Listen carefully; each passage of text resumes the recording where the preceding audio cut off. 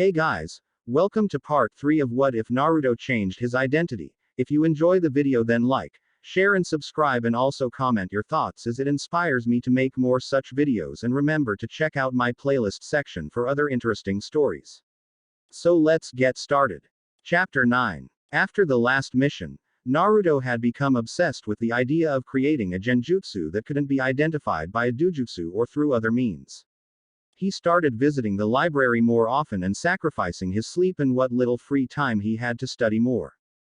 Fortunately, Rado had recently revealed that typically his team would be as rough as possible on their newest member for the first few months, in order to acclimate them to this sort of life.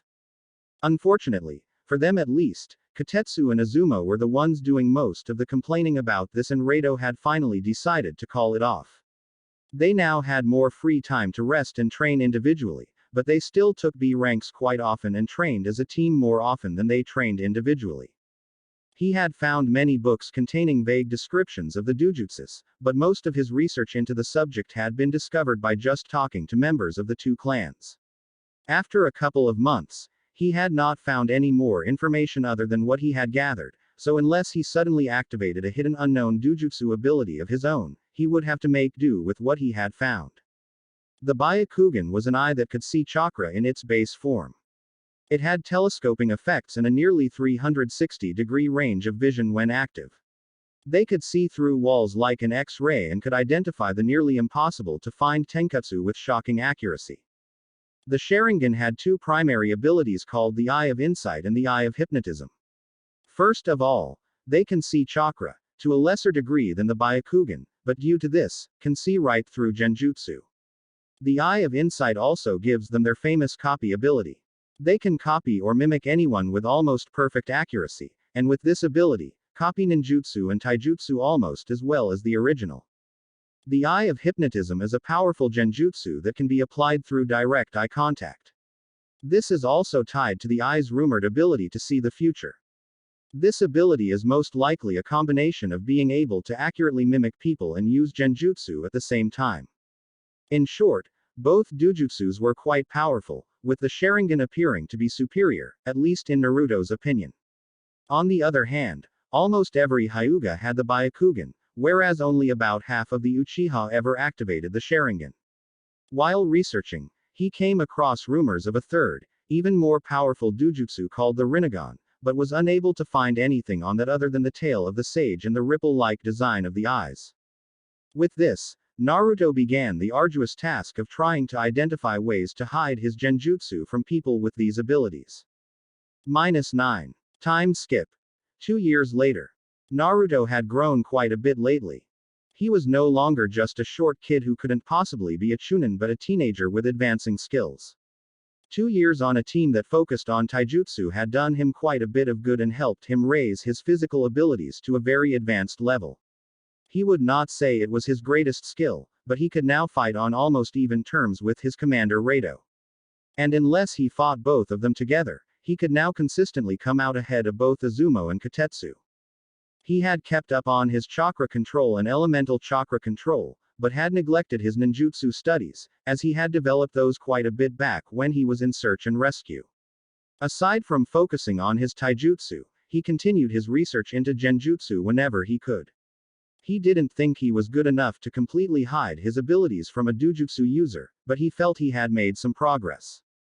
He felt that his deepest progress came when he asked the fundamental questions of how exactly did dojutsu reveal chakra?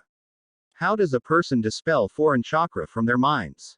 He briefly came up with the idea that if he couldn't use genjutsu on the mind of a person with a dojutsu, then perhaps he could use genjutsu on the eyes of a person with a dojutsu. This particular leap of thought had come to him after some deep thinking, but still took a lot of research. After all, genjutsu was the field of fooling the mind. How could he adjust that to create a new field designed to fool special eyes?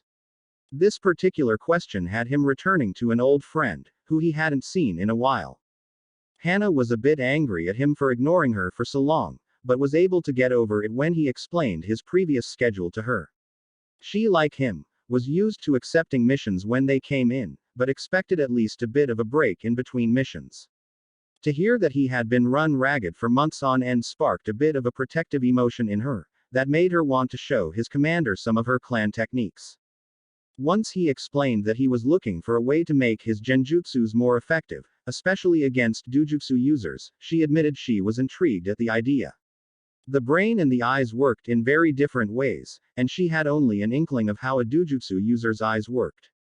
So they began to study ways that chakra could be used to fool eyes, similar to the way that it fooled minds. It was slow going and hit many roadblocks, but it allowed the two friends to stay connected.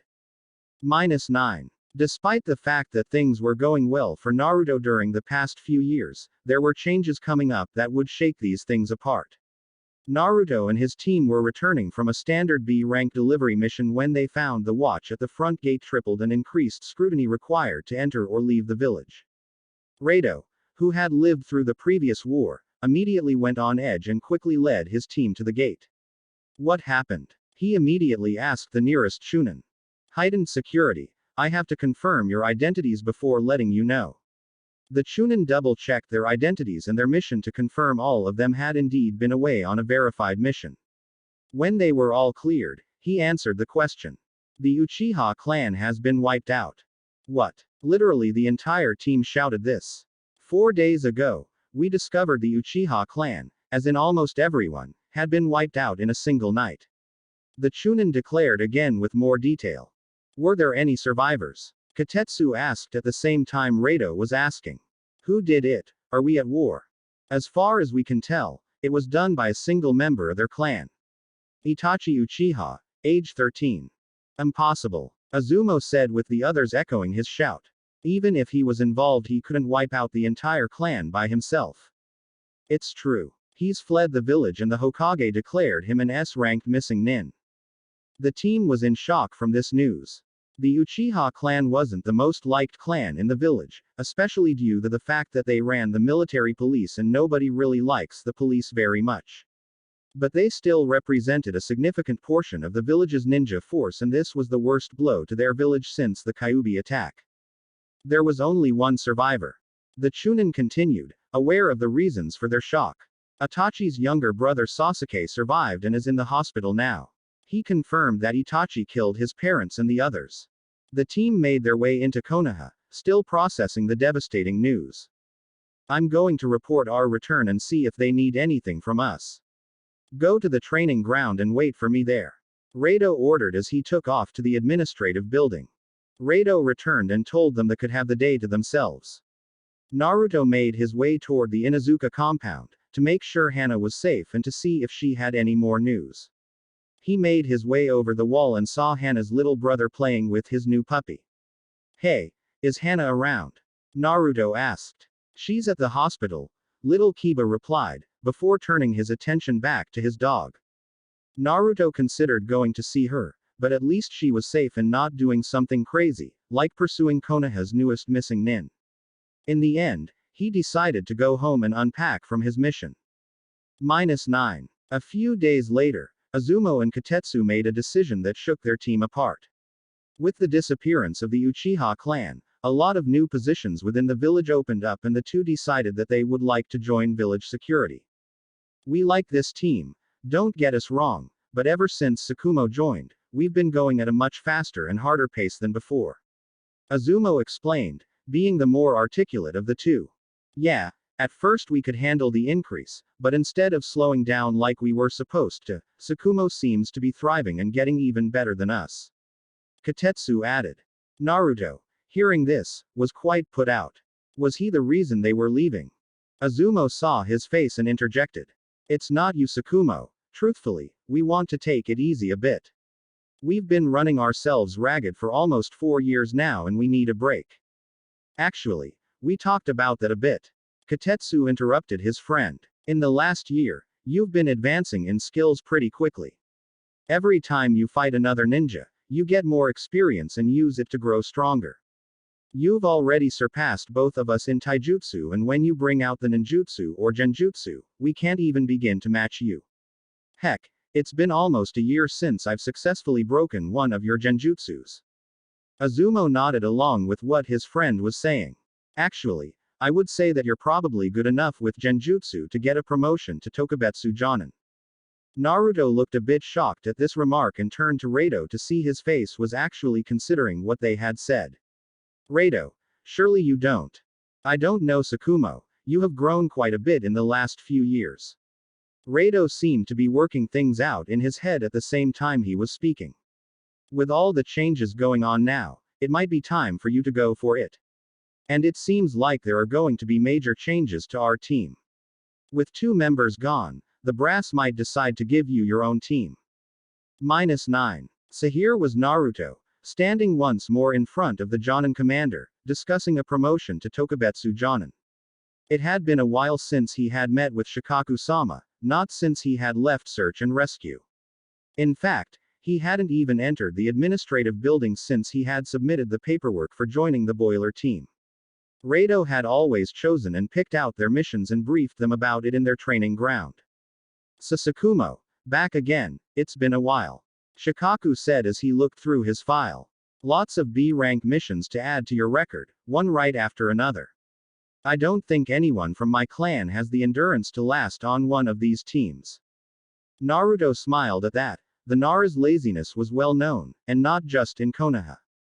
You seem to be a bit surprised to be here yourself. Why is that? Shikaku began. Naruto nodded. Well, after the massacre, 2 of my teammates decided to transfer into the village security forces. They explained that they were getting run ragged from the constant B-rank missions and constant training and needed a break. Before they left, however, they advised me to try out for a promotion, and Rado, our commander, agreed. What skill would they say you have that pushes you to the Jonin level? Shikaku asked. I would think that it would be my ninjutsu and genjutsu. Naruto decided. I have completed many of the introductory elemental control exercises not just for my primary and secondary elements, but for all 5 elements. I have a pretty impressive repertoire of ninjutsu that I have learned to use effectively in battle, thanks to the missions we have received with combat. You can use all 5 elements? Shikaku asked, slightly stunned. To a degree. Naruto replied. I've gotten the feel for all of them, and I was able to make use of a lot of my free time with some of the more passive exercises. Could you elaborate on that? Naruto thought for a moment before coming up with an example. For instance, one of the hardest elements to learn was wind. Because my primary element is fire, it naturally overrides my attempts to control it. The first exercise is usually to cut something delicate, like a leaf.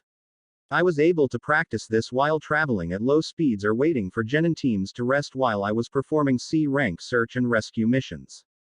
Obviously I stopped when performing the actual mission, but during travel time with the slow genin, it allowed me to multitask and eventually learn the exercise. As Naruto explained his training methods to the commander, he could see it was boosting his credibility. Shikaku-sama seemed very impressed with his commitment. He could also see a bit of exasperation, as if any Nara would even consider such training. And genjutsu? He asked. I've always tried to consider genjutsu my first choice for combat. I've tried to use it in ways to catch a person off guard, and I've recently been trying to refine it so that it will be more undetectable. Naruto explained. How do you make genjutsu more undetectable? Shikaku asked, a bit curious himself. With the help of Hana, who is a medical nin, I've been studying the brain and how we perceive illusions from reality. It's slow going and not as effective as I would have liked it to be, but I have noticed my teammates are more and more unable to break or even notice my genjutsus. Naruto elaborated. Shikaku thought to himself, studying the brain to make genjutsu more effective, holy crap. He considered the claim, and if it was true, and he had no reason to doubt, or test, that it was, he should be more than qualified for a promotion to Tokubetsu Jonin. Okay. I will approve the promotion, he said after considering all the angles. However, I should warn you, you will have to meet with the Hokage to finalize the promotion. Meet with the Hokage? Naruto said, startled by this fact. Yes, I can promote people to Chunin on my own, but the Hokage is needed to finalize promotion to Jonin. I will set up a time for the 2 of you to meet and write down my recommendation. Shikaku said, looking down at what he was writing and not seeing Naruto's expression. I guess it's time for him to know everything. Naruto thought, as he knew he had little hope of fooling the Hokage with his disguise. -9. The Sandame sighed as he entered his 10th hour at the office today. He couldn't remember a time when he had worked less than 10 hours a day but knew they had occurred somewhere near the beginning of his first term. Next up, final interview with a Chunin for a promotion to Tokubetsu Jonin. He looked over the candidate's mission record and found an impressive number of both B and C rank missions as well as glowing recommendations from both his team commander, Rado Namiyashi, and the Jonin commander. He heard a knock on the door. Ah, that must be him now. Come in, he called. The person who entered, however, was a little short for someone applying for promotion to Jonin, even Tokubetsu Jonin. He glanced down at the file and saw it. Tsukumo Hayashi, age 14 going on 15. He racked his brain, trying to remember a time in recent history that this boy had been promoted to Chunin before looking down at the file again. Regular promotion to Chunin given by the Jonin commander 4.5 years ago. Wait, 4.5 years ago. He would have only been 10 at the time. He checked the file yet again to discover in the earlier pages that he had graduated at age 9. Surely I would have remembered if someone graduated at age 9. He thought to himself. He took a closer look at the Chunin.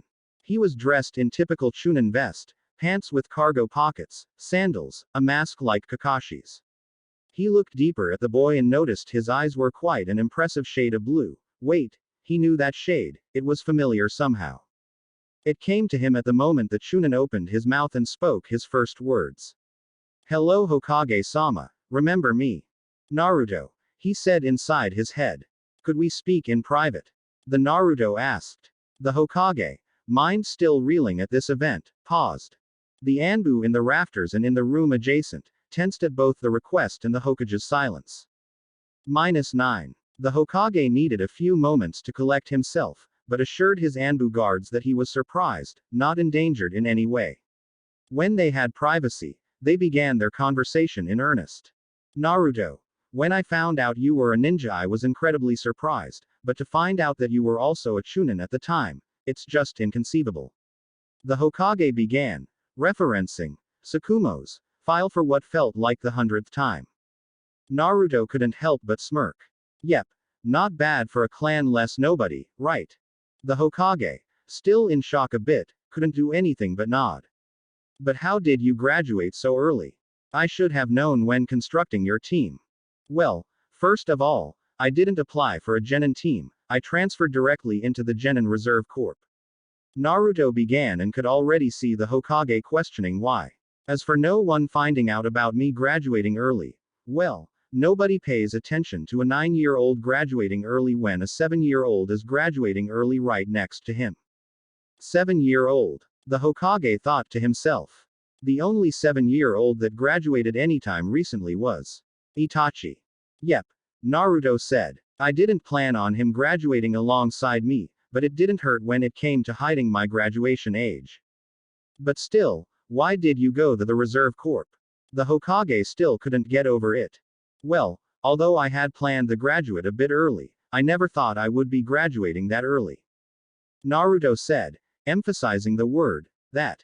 And I guess I was still a little paranoid from my days living as Uzumaki Naruto that I felt I needed to hide a little. I originally planned to stay in the corp for only a year and then reapply to be on a genin team, but I got a promotion when I took over as the Chunin on call for search and rescue missions. Of course, when I did, I had to pay for the promotion by taking on 2 years of low-ranking search and rescue missions, most of which were dreadfully boring and I had to be accompanied by a bunch of whiny genin. Naruto continued when he saw the Hokage at least starting to understand. When I met with you, I was in transition between search and rescue and joining a boiler team, where I am now. The Hokage nodded, having read that portion of the file.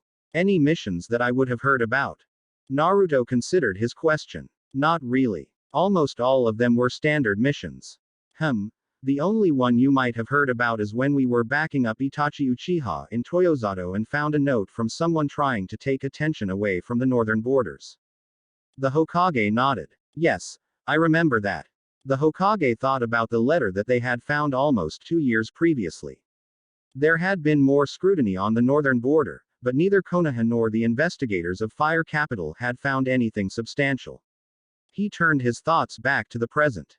So aside from missions, how have you been? Do you have friends? A girlfriend? Naruto thought about the questions, blushing slightly on the last. I guess I have been pretty busy with missions, being on a boiler team is no joke. I would consider Rado, Katetsu and Izumo friends, as well as a few members of the Inuzuka clan. There are a few other chunin I'm friendly with. I'm not sure what I want to do now that my boiler team is breaking up a bit, but I would like to spend more time with them, away from missions. The Hokage nodded, remembering his own days as a chunin. Any girlfriends? No, I haven't really met that many girls being constantly on missions for the last couple years. Naruto said, trying to get away from the subject. Well, I suppose we should get to it then.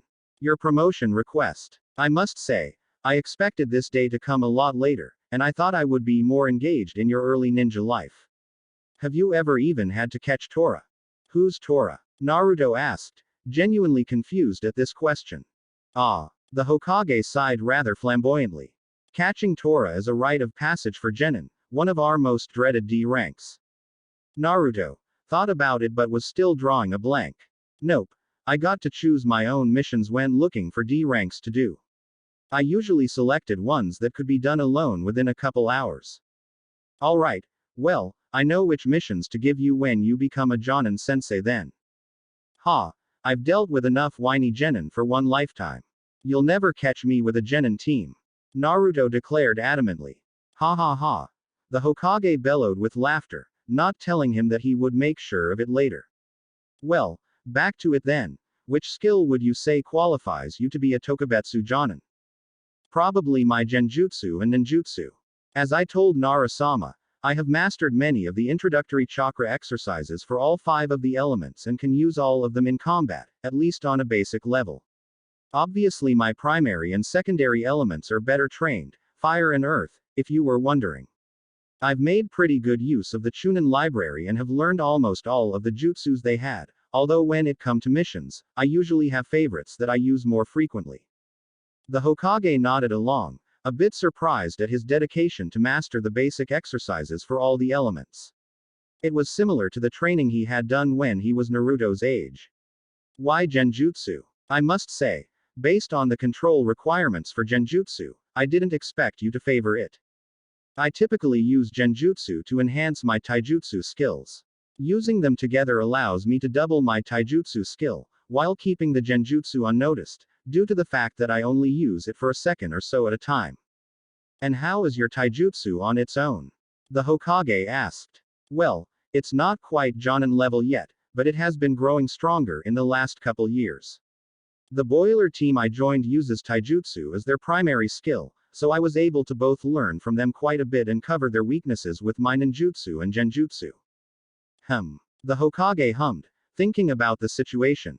I must confess I find myself quite curious.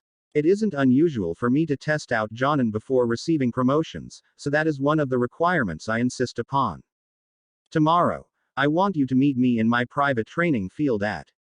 The Hokage briefly checked his private schedule, 1 p.m. You can ask my secretary for the location on your way out. I must say, I'm eager to see what you can do, Naruto. Who knows, maybe I can get rid of this desk job in a few years. The Hokage thought to himself as Naruto bowed and exited the room.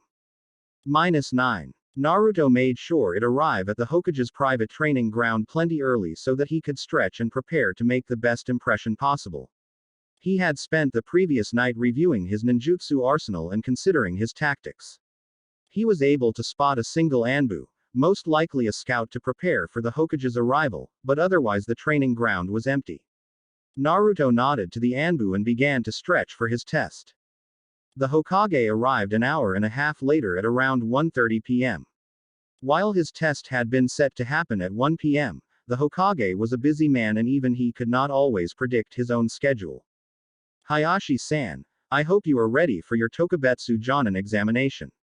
The Hokage began. Naruto smiled internally at the usage of his cover name. Yes, Hokage-sama.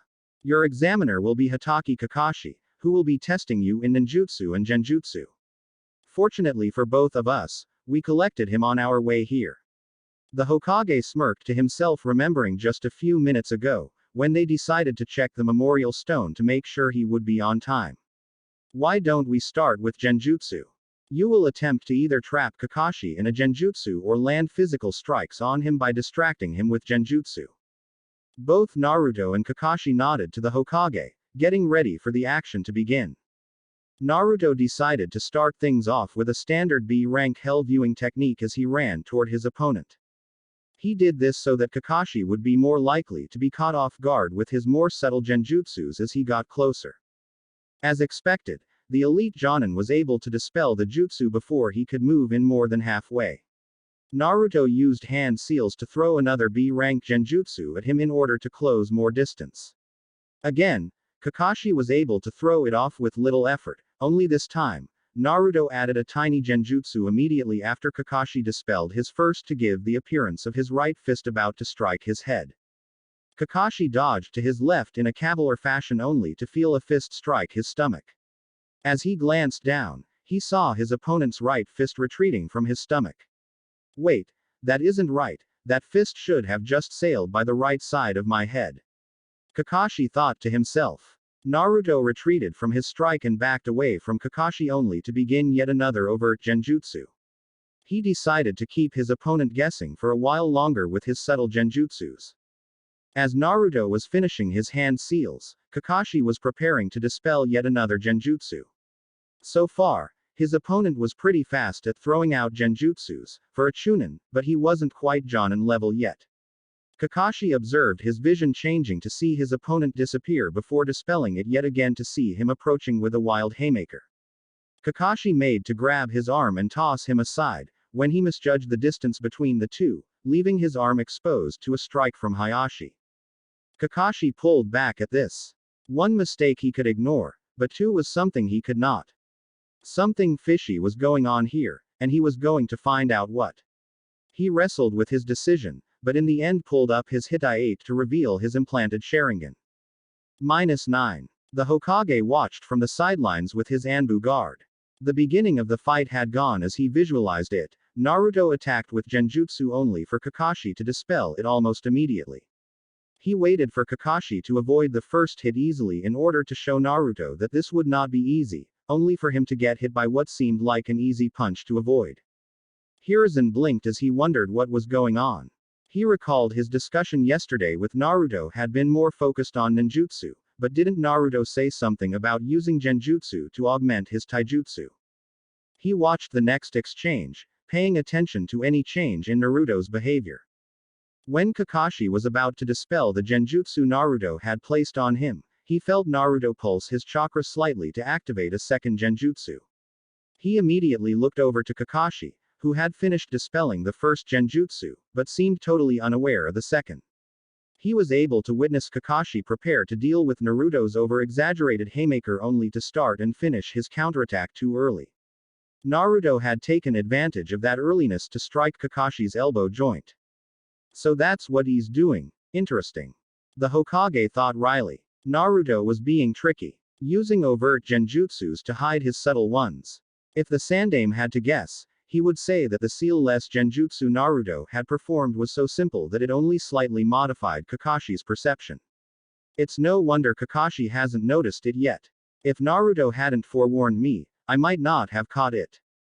The Anbu to the Sandaime's left and right were briefly surprised by him revealing his Sharingan, but the Sandaime only raised an eyebrow. What will you do now, Naruto? -9. When Kakashi revealed his implanted Sharingan, no one was more surprised than Naruto. He had thought that the Jonin was blind in that eye, not that it had a Sharingan. Naruto calmed himself down immediately. He had prepared for this, the day that his genjutsus would be put to the test against a dojutsu user. Over the past 2 years, Naruto had theorized many ways to beat the Sharingan, although only a few of them actually panned out to anything more than speculation or imagination. He decided in this instance to go with one that was more likely to work, auditory genjutsu. Eyes work primary by observing different changes of light that are then interpreted directly into the primary visual cortex. The primary visual cortex then sorts the light into shape, color, movement, and chakra. The dojutsu acts as a shortcut and an enhancement to this brain function, but one of the easiest ways to fool it would logically use a genjutsu that wasn't visually based. Most auditory genjutsus rely upon an instrument to weave complicated illusions, but Naruto wasn't after these types, he was only looking to fool. To this end Naruto added a little theater to explain away his next action. Sharingan. How did you get one of those? Wow. I feel like I'm in a movie fighting a villain who just revealed his secret weapon. At this point I would expect to hear some inspirational music while I counter your evil weapon. At this, Naruto played along with the nonsense he was saying by humming out some danger music. Kakashi sweat dropped at the things he was hearing, and when he started hearing the humming, just looked embarrassed to be there and to be compared to the villain. He saw Hayashi approaching with yet another genjutsu only to use the Sharingan to immediately dispel it. He saw his opponent jump into a flying kick and decided to just duck under it for now. He was completely unprepared for the kick Naruto seemed to punt him with from the front, striking him right in the chin he was currently lowering. Kakashi was sent sailing, only to recover right as he was about to collapse on the ground. He blinked both eyes at missing that kick and wondered just what the fuck was going on. Stop. Both looked over to the Hokage, who had stopped the fight. Before relaxing and making their way over to him. Everyone was looking quite strangely at Naruto, not only for his recent words, but for being able to hit Kakashi 3 times in a row, the last one with a Sharingan to defend against. I believed that you were using seamless and very subtle genjutsus to fool Kakashi immediately after using an overt genjutsu as a distraction, but if that was the case, you should have never been able to kick Kakashi that last time. How did you do that? The Hokage explained his reasoning, but remained clueless as to the last bit. Kakashi, who had heard the first bit, remembered that this was supposed to be a genjutsu test and wondered why his Sharingan wasn't able to detect any, if that was the case. Actually, Naruto began, that is how I struck him the first 2 times, but when he pulled out the Sharingan, I knew I needed a different strategy. Both the Hokage and Kakashi, as well as some of the Anbu, leaned their head forward to hear what this was. Auditory genjutsu. Naruto said. Eventually. He would have preferred to keep this a secret, but since it was the Hokage asking and it was a test, he decided he probably needed to reveal it. Bypasses the visual cortex that the Sharingan connects to. Auditory. But wouldn't that require a medium? The Hokage drew upon his decades of experience to quickly analyze the fight. Wait. Oh. Ha ha ha. The Hokage started bellowing out his laughter, much to the surprise of the others. When the Hokage had settled down a bit, Kakashi asked what he was laughing at. The humming. Tsukumo said all that stuff and started humming to hide the auditory genjutsu. The Hokage almost slipped up his name, but was able to fake it as an aftereffect of the laughter. Well, I would say that qualifies Hayashi-san to advance based on his genjutsu skills. Wouldn't you? Kakashi, after thinking about it, agreed to his analysis. Alright then. I would say that would qualify you for a promotion to Tokubetsu Jonin, but let's see your ninjutsu anyway to confirm. The Hokage moved the group along to the second portion of the test. This time, fight only with ninjutsu, no weapons, taijutsu or genjutsu. Kakashi, please cover your Sharingan, you may uncover it again if you feel it necessary. The two broke apart and waited for the starting signal from the Hokage. A few seconds later, they received it and began. This time, Kakashi was a bit more eager to attack and cover his embarrassment from the last few exchanges, immediately began the hand seals for a water attack. By now, he had remembered Hayashi-san from his previous encounters and knew to expect both shadow clones and fire jutsus, hence he would be starting out with water. He launched a water release, gunshot at him and quickly recognized the earth wall his opponent had brought out. Not wanting to give any more time for any more surprises, the Jonin quickly brought out an earth dragon to tear down the wall and disrupt any plans. If his opponent was anywhere near as tricky with ninjutsu as he was with genjutsu, he would need to remain on guard and not underestimate him. As the dust settled, he saw no trace of his opponent, but due to experience, he was able to sense his opponent underground and getting closer. Kakashi quickly leapt back, landing on a small lake and avoiding any offensive action. Unexpectedly, the ground did not burst up with a newly revealed Tsukumo Hayashi waiting to grab him where he had previously stood or mount an attack from that angle. Instead, Kakashi could feel a slow build-up of chakra, but had no idea what was going on underground. -9. Naruto, or rather a few of Naruto's clones, waited underground for the signal to launch their attack. They had slowly been using their fire manipulation to heat up the rocks between them to use as a base in which to launch a modified earth magma dragon back at their opponent.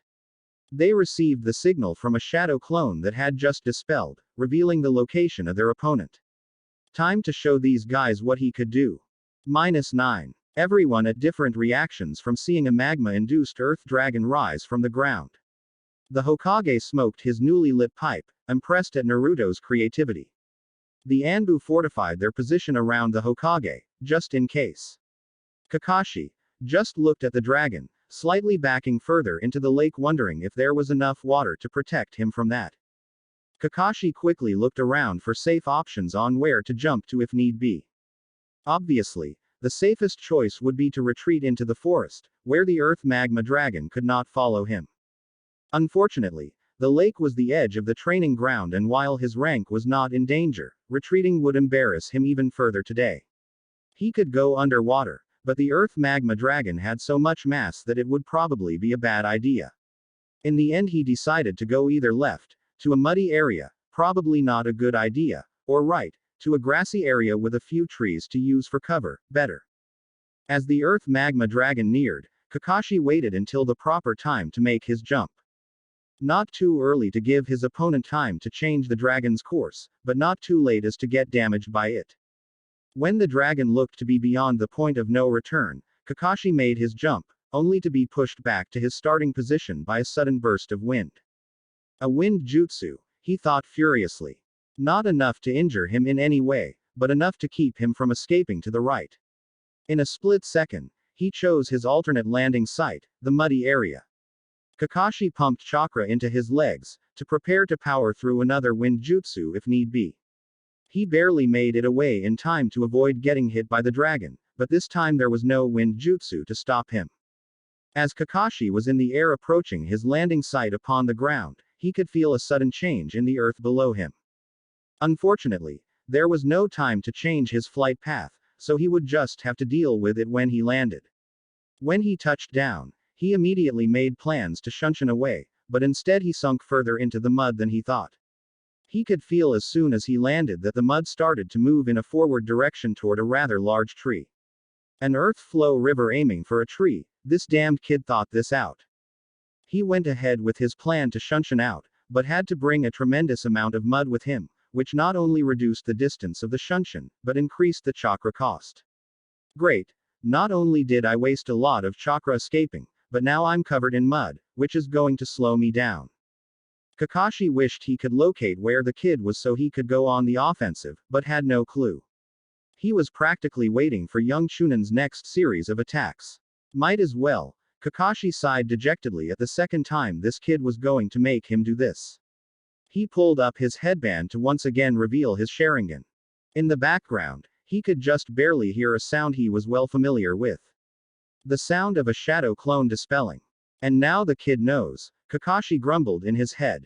-9. The real Naruto remained crouched in his position behind a group of bushes. He had been the one to aim the wind release. Great breakthrough Daitapa, at Kakashi, since his clones weren't strong enough to execute one. Sharingan already Naruto thought things through. Well, at least now I can test one of my other dojutsu strategies. Naruto had been reasonably sure that auditory genjutsu would work. He was less sure about this one, but wanted to give it a try against an opponent that wouldn't kill him if he was wrong. This particular strategy had involved a partial subset of lightning jutsu called light jutsu. The purpose of this was to use the dojutsu's sensitivity to light against it by trying to overload it. This jutsu, which Naruto had developed almost completely by himself, released a short burst of light that could at best be called a useless flare.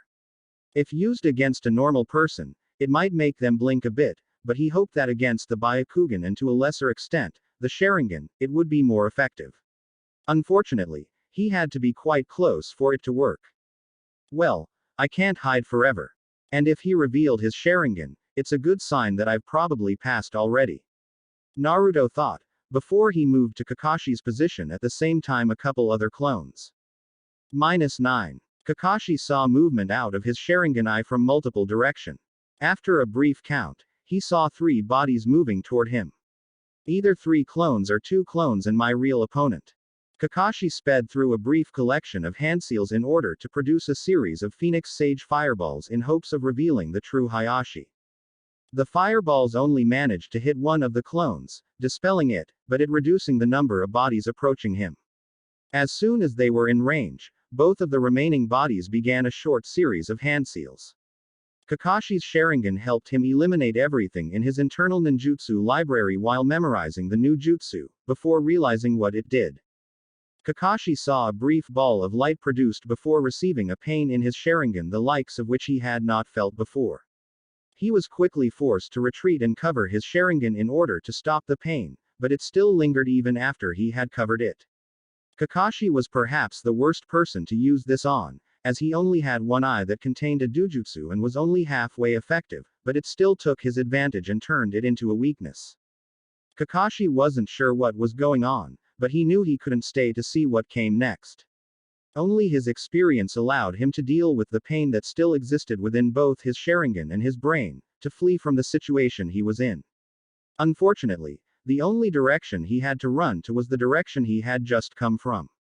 He once again fell victim to sinking into an earth flow river that once again tried to slam him into a tree. Only this time, he failed to escape in time. -9. At this point, the Hokage once again called a halt to the examination. Seeing that Kakashi was a little worse for wear, he ordered one of his Anbu to summon a medical nin to patch Kakashi up from that recent run-in with a tree. He motioned for Naruto to join him while he sat on a bench near the edge of the training ground. The Hokage accepted a cup of tea from one of his Anbu and relaxed at this reprieve from his paperwork. "Well, I must say, I'm impressed." The Hokage began, a bit disappointed he couldn't call the boy by his name due to the presence of his Anbu. "First of all, you were able to pull out some dangerous jutsu, and second because you were able to use them in a good strategy and not just fling it around hoping it will hit. How did you manage to pull off those mudslides with so little preparation?" "I used the earth release underground move jutsu to scatter shadow clones around the muddy area.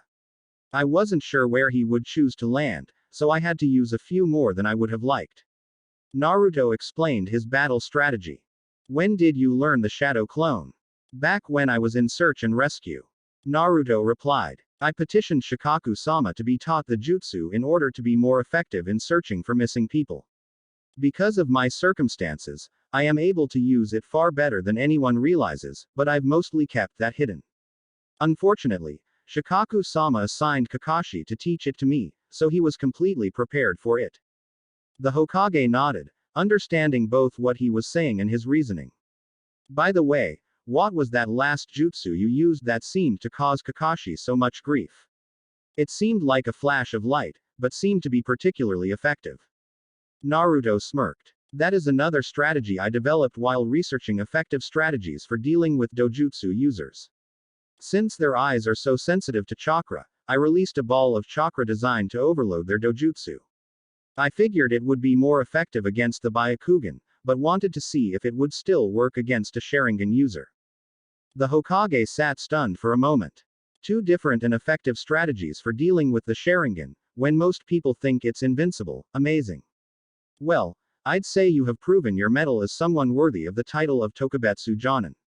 In fact, I'd say you might be able to just become a full Jonin if you demonstrated a bit more taijutsu skill and had a few more recommendations." Naruto grinned at that remark, suspecting he had a bit more training to go through before managing that particular feat. "Well, tomorrow you will officially be a Tokubetsu Jonin. Any idea on what you would like to do at that point?" The Hokage continued after Naruto had not spoken. "I guess I'm not sure. I don't think I want to be a permanent leader again quite so soon, so I guess either apply for a higher ranking team or join one of the Konoha departments for a while," Naruto said, for the first time not knowing what lay ahead in his future. "Well, why don't you take a few days to think about it? The village needs manpower more than ever right now, so please put some thought into it. If you can't think of anything, I will assign you to whatever department needs the most assistance," the Hokage said, starting off kindly and ending a bit sternly. -9. Naruto spent the next week racking his brain trying to think of where he wanted to take his ninja career from here, but couldn't come up with anything. He had run through a majority of the departments within Konoha but didn't feel like any of them were really right for him. He wasn't ready to join Anbu and wasn't sure he would ever want to. He definitely wasn't going to join the academy, become a medical nin, or become part of the administration. He briefly considered joining his comrades in village security or border patrol, but wanted something a bit more stimulating. The only things he came up with that he might have an interest in were military police, intelligence, and counterintelligence.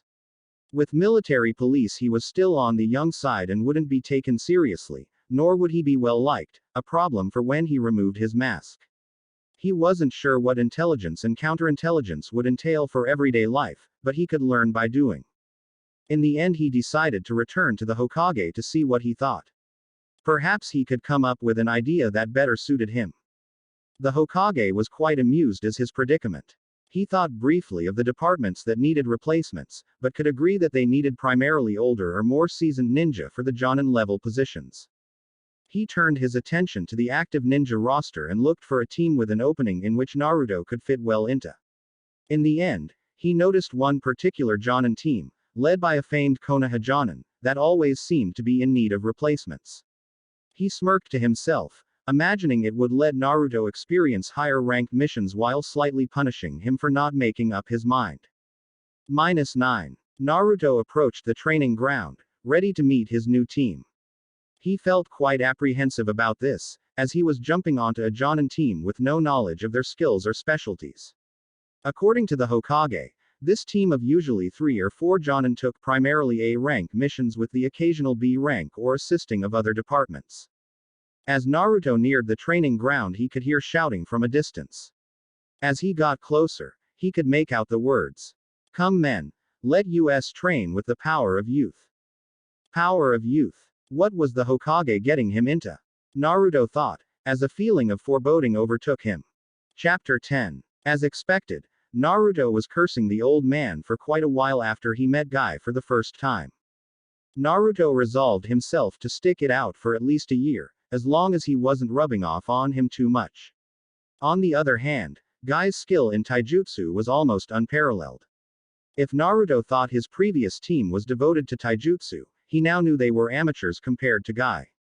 Another thing that made it at least somewhat bearable was his rise among the team roster. It seems that due to Guy's unique personality, Jonin transferring on and off his team happened quite frequently. After only a few months, Naruto became the most senior member of the team, aside from Guy, just from the fact that he had been able to stick with it. As it was, Naruto was going on a great many A-rank missions with his new team. One thing he noticed however was the lack missions that required clients to spend long periods of time with his team. It was almost as if the leadership was trying to keep their stable clients away from some distinctive personality. Naruto had been running missions with Guy for almost a year now. Currently, they were on an A-rank mission, just the two of them, due to, well, you know why. The intelligence department had assigned them a mission to extract one of their agents from Kiri, who had come under increased scrutiny. They were to enter the village of Kiri and alert the agent that his cover was in serious danger and he needed to leave now. Fortunately, because they were going in undercover, Guy needed to change out of his hideous jumpsuit and act as normally as possible while they were in water country. Due to the civil war, which was currently ravaging water country, security was heightened, so that had to be careful getting in. However, since it was permanently heightened with no breaks and most of the more skilled manpower being in the field, they had an easier time getting in than if it had only been temporarily heightened. After quickly getting their bearings, they located the address of the spy they had in Kiri. Naruto sent in a shadow clone to make sure the coast was clear for them to enter, although the spy wasn't home at the moment. Since it was an enemy village and they didn't have anywhere else to go, they decided to simply rent a room at one of the local inns. After all, a pair of travelers renting a room for the night was a lot less conspicuous than a pair of unknowns hanging around the apartment of a man they were investigating as a spy. Once it had gotten dark, Naruto had sent another shadow clone to the apartment to try and intercept the man. However, Once it had been dispelled, both Naruto and Guy were loath to discover a team of ninjas searching the apartment and interrogating the neighbors for information. At this point, Guy and Naruto were left with a decision to make. Should they stick around and try to extract their agent or leave and get out of the village before they themselves were captured? In the end, Guy ordered Naruto to spy on the team of investigators with a hanged clone to discover if they could lead them to their agent. If not, they would bail out. It was a complicated situation they were in now. Military villages usually preferred to avoid entangling with each other, for fear of starting new wars, but active intelligence gathering was something they all performed. If this were any other major military village, they would have bailed out almost immediately and left the unfortunate agent to his fate. But, since this particular village was in the midst of a civil war, they might be able to extract their agent and lay the blame on the other side. Nevertheless, both Naruto and Guy remained on alert and prepared for one action or another. When Naruto's clone dispelled, they would be ready either way. After an hour of pacing the room, checking their weapons, or mumbling about youth, the clone dispelled. Naruto actively reviewed the memories in his head while Guy waited for a determination. His clone was able to follow two of the investigators to a nondescript building, where one had entered and the other seemed to go off duty. Naruto then informed Guy of what he had learned. The building isn't too big, but I have no idea what the inside looks like, or if that's where they're hiding him. Naruto concluded as he told his commander about what his clone had observed. Guy made his serious face, weighing his options. On one side, Naruto liked this face of Guy over the others, since it made Guy seem almost normal. On the other, it usually only occurred when they were in a dangerous situation. When Guy started looking at him with an evaluating expression, Naruto decided to let him know where he stood. I'm in if you are. Guy smirked slightly before deciding. Let's go get our comrade. -10. Naruto approached the nondescript building from the east side with a clone next to him. Both of them were hanged to look like Kiri Chunin in outfits similar to what he had seen from the men investigating the apartment. Naruto himself was impersonating the Chunin who had left to apparently go off duty. Naruto and his clone would enter first, using genjutsu to hide while trying to locate their comrade. If they found his location, Guy and one of his clones would enter and execute a breakout with whatever plan they could come up with. Naruto entered the building, trying to tone down his nervousness as much as possible. To his eternal relief, there was no one in the lobby of the building. Naruto and his clone split apart, his clone taking the upstairs, leaving the original to explore the ground level. Naruto explored the area quickly but quietly, listening for any sign of someone being interrogated. He poked his head into some of the rooms, but found them to mostly contain storage areas for documents. Eventually, he discovered a set of stairs leading down. Reluctant as he was to enter a basement or worse, an underground network of tunnels, he decided to at least scout out the initial area of the level underground. As he lowered himself carefully down the stairs and approached the door at the end of the stairs, he noted that it was made of a much stronger material than the other doors. He pressed his ear against the door to listen for signs of interrogation when he heard a scream. He debated opening the door, but decided it was better to include Guy on this step. He retreated back to the ground floor, entered one of the empty rooms, made a clone and dispelled it, signaling Guy to enter. Less than a minute later, Guy joined him in the form of a random Kiri Chunin he had shown him previously so he wouldn't freak out when he saw him. Naruto would be entering first, prepared to perform a genjutsu to hide them. If they saw their comrade, they would get him out. If not, they would scrap the mission and retreat back to Konoha. Naruto entered the room as quietly as possible, while not appearing to be sneaking in. He immediately took note of two ninja, who were standing behind what looked like one-way glass. He looked deeper into the room to see a Kiri ninja interrogating a man. Naruto was able to recognize him as the Konoha spy from a picture he was shown before leaving Konoha. Naruto weaved a genjutsu as fast and as subtly as he could to remain unnoticed by the two ninja observing the interrogation. Fortunately, the screams of the interrogation helped silence him enough to apply the genjutsu and allow Guy to enter as well. Naruto nodded toward Guy, while moving to stand behind the man standing to the left. Guy moved into position to the man to the right and counted down with his fingers while motioning with a kunai. Naruto understood this to mean kill, not subdue, and pulled out a kunai of his own. When it was time, both of them stabbed their kunai into the necks of the men observing while placing their hands on their mouths. Both of the ninja observing struggled, but made no sounds and soon fell to the ground, dead. Naruto then hanged himself and a shadow clone into duplicates of the observers, while motioning Guy to stand behind the door leading in. Naruto then knocked on the glass twice, in order to hopefully summon the interrogator away from his prisoner. The interrogator looked confused, but returned inside the room to check it out. Guy killed him before he was halfway inside. While Guy was lowering the body onto the floor, Naruto made his way into the room and quickly began the process of freeing his comrade. What? The man started, confused at the change to his situation. We're here to extract you. Naruto said. Sorry, we got here a few hours too late. The man seemed to be deciding whether or not this was some elaborate trick, but in the end just decided to go with it. Can you move? Guy asked, as he entered the room. I think so. Maybe. I seem to be a little confused, they seem to focus on my head. The man said, words a bit slurred. Naruto took a second look at his head and noticed that under the patches of hair, there seemed to be extensive burns. Naruto unsealed some of his medical supplies from his scroll and began applying some burn ointment and bandages. We have to go, before anyone shows up. Guy said, hurrying Naruto up. Naruto finished patching him up as best he could, but knew they needed to get him back to Konoha as fast as possible. When he was done, Guy picked him up and started to leave. Naruto took one last look around and decided to create a shadow clone to hide the bodies in the interrogation room below the mirror and clean up the room a bit.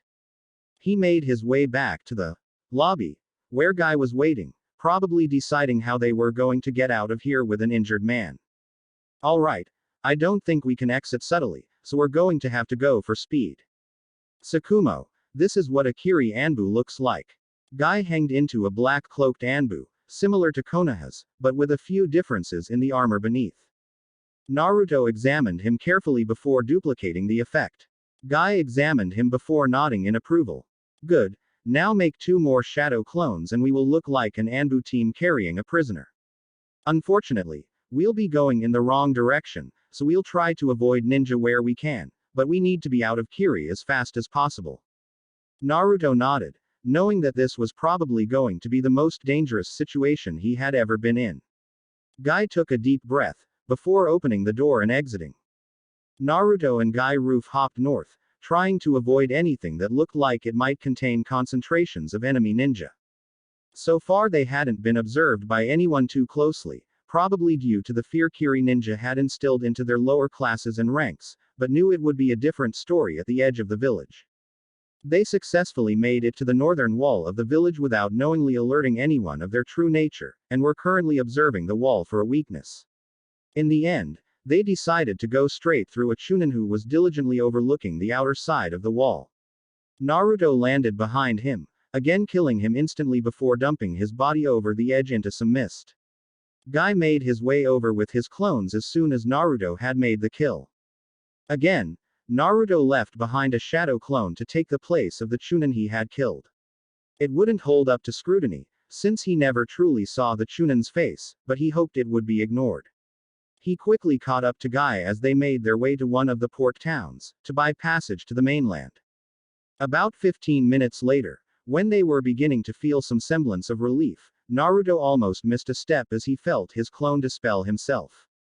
Apparently, the Chunin guard's superior passed by and noticed the flaws in Naruto's henge. The clone tried to dispel out of sight of the Jonin, but was unsuccessful. He alerted Guy that they were probably on to them and noted that Guy used this as an excuse to pick up their speed. The two of them kept running throughout the night, trying to put as much distance between themselves and the village as possible. By morning, they were expecting to make it to one of the port cities to the northwest and buy passage back to either Fire, Wave, or Hot Springs. They arrived in one of the bigger port cities in the early morning, directly approaching the docks to find a ship that would get them out. Naruto immediately made a dozen shadow clones to look for passage out of water country. An hour later, one of his clones dispelled, signaling he had found a boat leaving for Wave Country in an hour and it had a cabin for rent. The small group made their way over to the boat and quickly bartered passage. Less than an hour later, the boat was on its way west, toward Wave. -10. A day later, both Naruto and Guy had recovered from their escape from Water Country and were sitting on the rim of the boat. It wasn't the largest ship out there or the fastest, but it got them out of there and was headed in the proper direction. Their injured comrade finally had a chance to rest properly and treat his burns a little better, but they still needed to get him to the Konoha hospital as fast as possible. They had properly introduced themselves as well. Apparently he had heard of the infamous Guy Maeda, but not Tsukumo Hayashi. He introduced himself as Ibiki Morino, Chunin of the Intelligence Department. Halfway through the second day, Guy brought his attention to a boat in the horizon that seemed to be trailing them. It could be a coincidence or it could be pursuers catching up with them. Either way, Naruto and Guy prepared for a fight, while Ibiki was given some of their spare weapons to defend himself. As the ship got closer, Guy was able to identify it as a ship belonging to the Water Country Navy, further cementing their fears. They all knew that the ship would probably be carrying at least a couple squads of ninja, ready to avenge their comrades. As soon as the ship was near enough, Naruto, Guy, and a couple dozen of his shadow clones charged the ship, hoping to grab whatever element of surprise they could. The Kiri ninja on the ship were a bit shocked at first, but recovered well before any of them made it to the ship. Unfortunately, there were 12 ninja on the surface of the ship in addition to the crew and an unknown number below deck. Guy was a raging force, using the celestial gates to quickly subdue half the enemy force, before running out of steam. Naruto used genjutsu and quick movements to quickly kill 3 enemies before they caught on to what he was doing. As an exhausted Guy and Naruto were dealing with the last 3 men, an extra squad of 4 came up from below deck. Guy was holding his own, somewhat used to missions like this thanks to the previous war, but Naruto was barely hanging in there. When a shuriken pierced his back, Naruto stumbled, but kept fighting. Unfortunately, due to this injury he was unable to see a water dragon take him out from the side of the ship, throwing him overboard, into the ocean. -10. Naruto awoke in an unfamiliar setting, in a dark hallway of twisting pipes and shallow water. He wondered if this was the afterlife, or if he had been captured and they were using some sort of mind torture on him. He wandered around before reaching a doorway with what felt like a massive amount of chakra on the other side.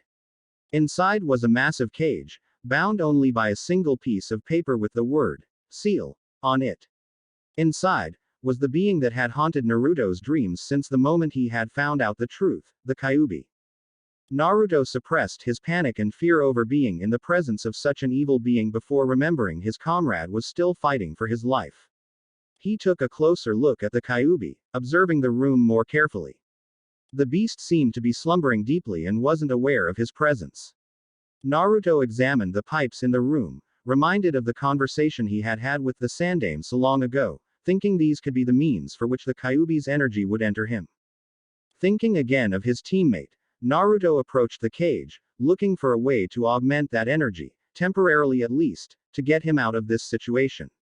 As he placed his hands on one of the larger pipes exiting the cage, he felt an energy within, powerful, but not unfamiliar, responding to his touch. He concentrated, hoping against hope that this would do something. The pipe elongated deeper into the cage and increased the amount of energy carried forth somewhat. Naruto knew that this would not be enough and not knowing how much time he had left, decided to go for broke. He placed his hands once more on the pipe and called for as much energy as he could take.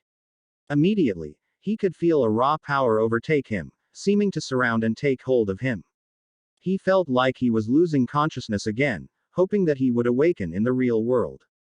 -10. Guy continued fighting, struggling against the overwhelming odds. He had just witnessed his teammate for almost a year forced overboard. If he didn't finish the fight soon, he was as good as dead.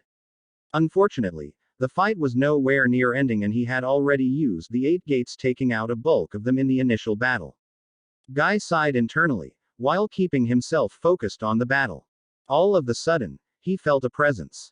A presence that stopped the battle cold. To the Kiri ninja, it was an overwhelming energy that they had never experienced before. But to Guy, It was a reminder of one of the worst days of his life. Out of the water, Tsukumo came rushing out in a blur of speed that even Guy struggled to keep track of. Tsukumo was surrounded by a visible orange chakra that exuded pure malevolence. As soon as he touched down onto the ship, he immediately impaled his fists into two Kiri ninja, who were still shocked by his appearance. The two died almost instantly, spilling their blood across the deck of the ship. The other Kiri ninja stood in absolute horror, only now regaining their senses enough to watch out for a second strike. Guy tried to ignore the thoughts that were pressuring his mind. Thoughts of, how is he doing this, and there is only one person who should be able to do that, were forcefully suppressed in order to keep his attention on the more immediate situation. He defended against the Kiri ninja, who were now splitting their forces into 2 for him and 3 for Tsukumo. Now that he had less forces to deal with, he used his massively superior taijutsu to quickly overwhelm his opponents. He was able to land a powerful kick to one of the ninja's neck, ending with a sickening crunch as the man's neck snapped, further diminishing the forces he was facing down to 1. The sole remaining Kiri ninja looked for backup in the form of his comrades facing the demonized Konoha ninja, but was horrified to find that they were down to 1 as well. In that moment, Guy landed a powerful strike into his stomach followed by an elbow that cracked his skull, dropping him. At the same moment, Tsukumo was finishing off his last opponent with less than fluid taijutsu that was more barbaric but nonetheless effective. The two Konoha ninjas' eyes met for the first time since his revival. Guy looked into the familiar red-slitted eyes that reminded him so much of that fateful night.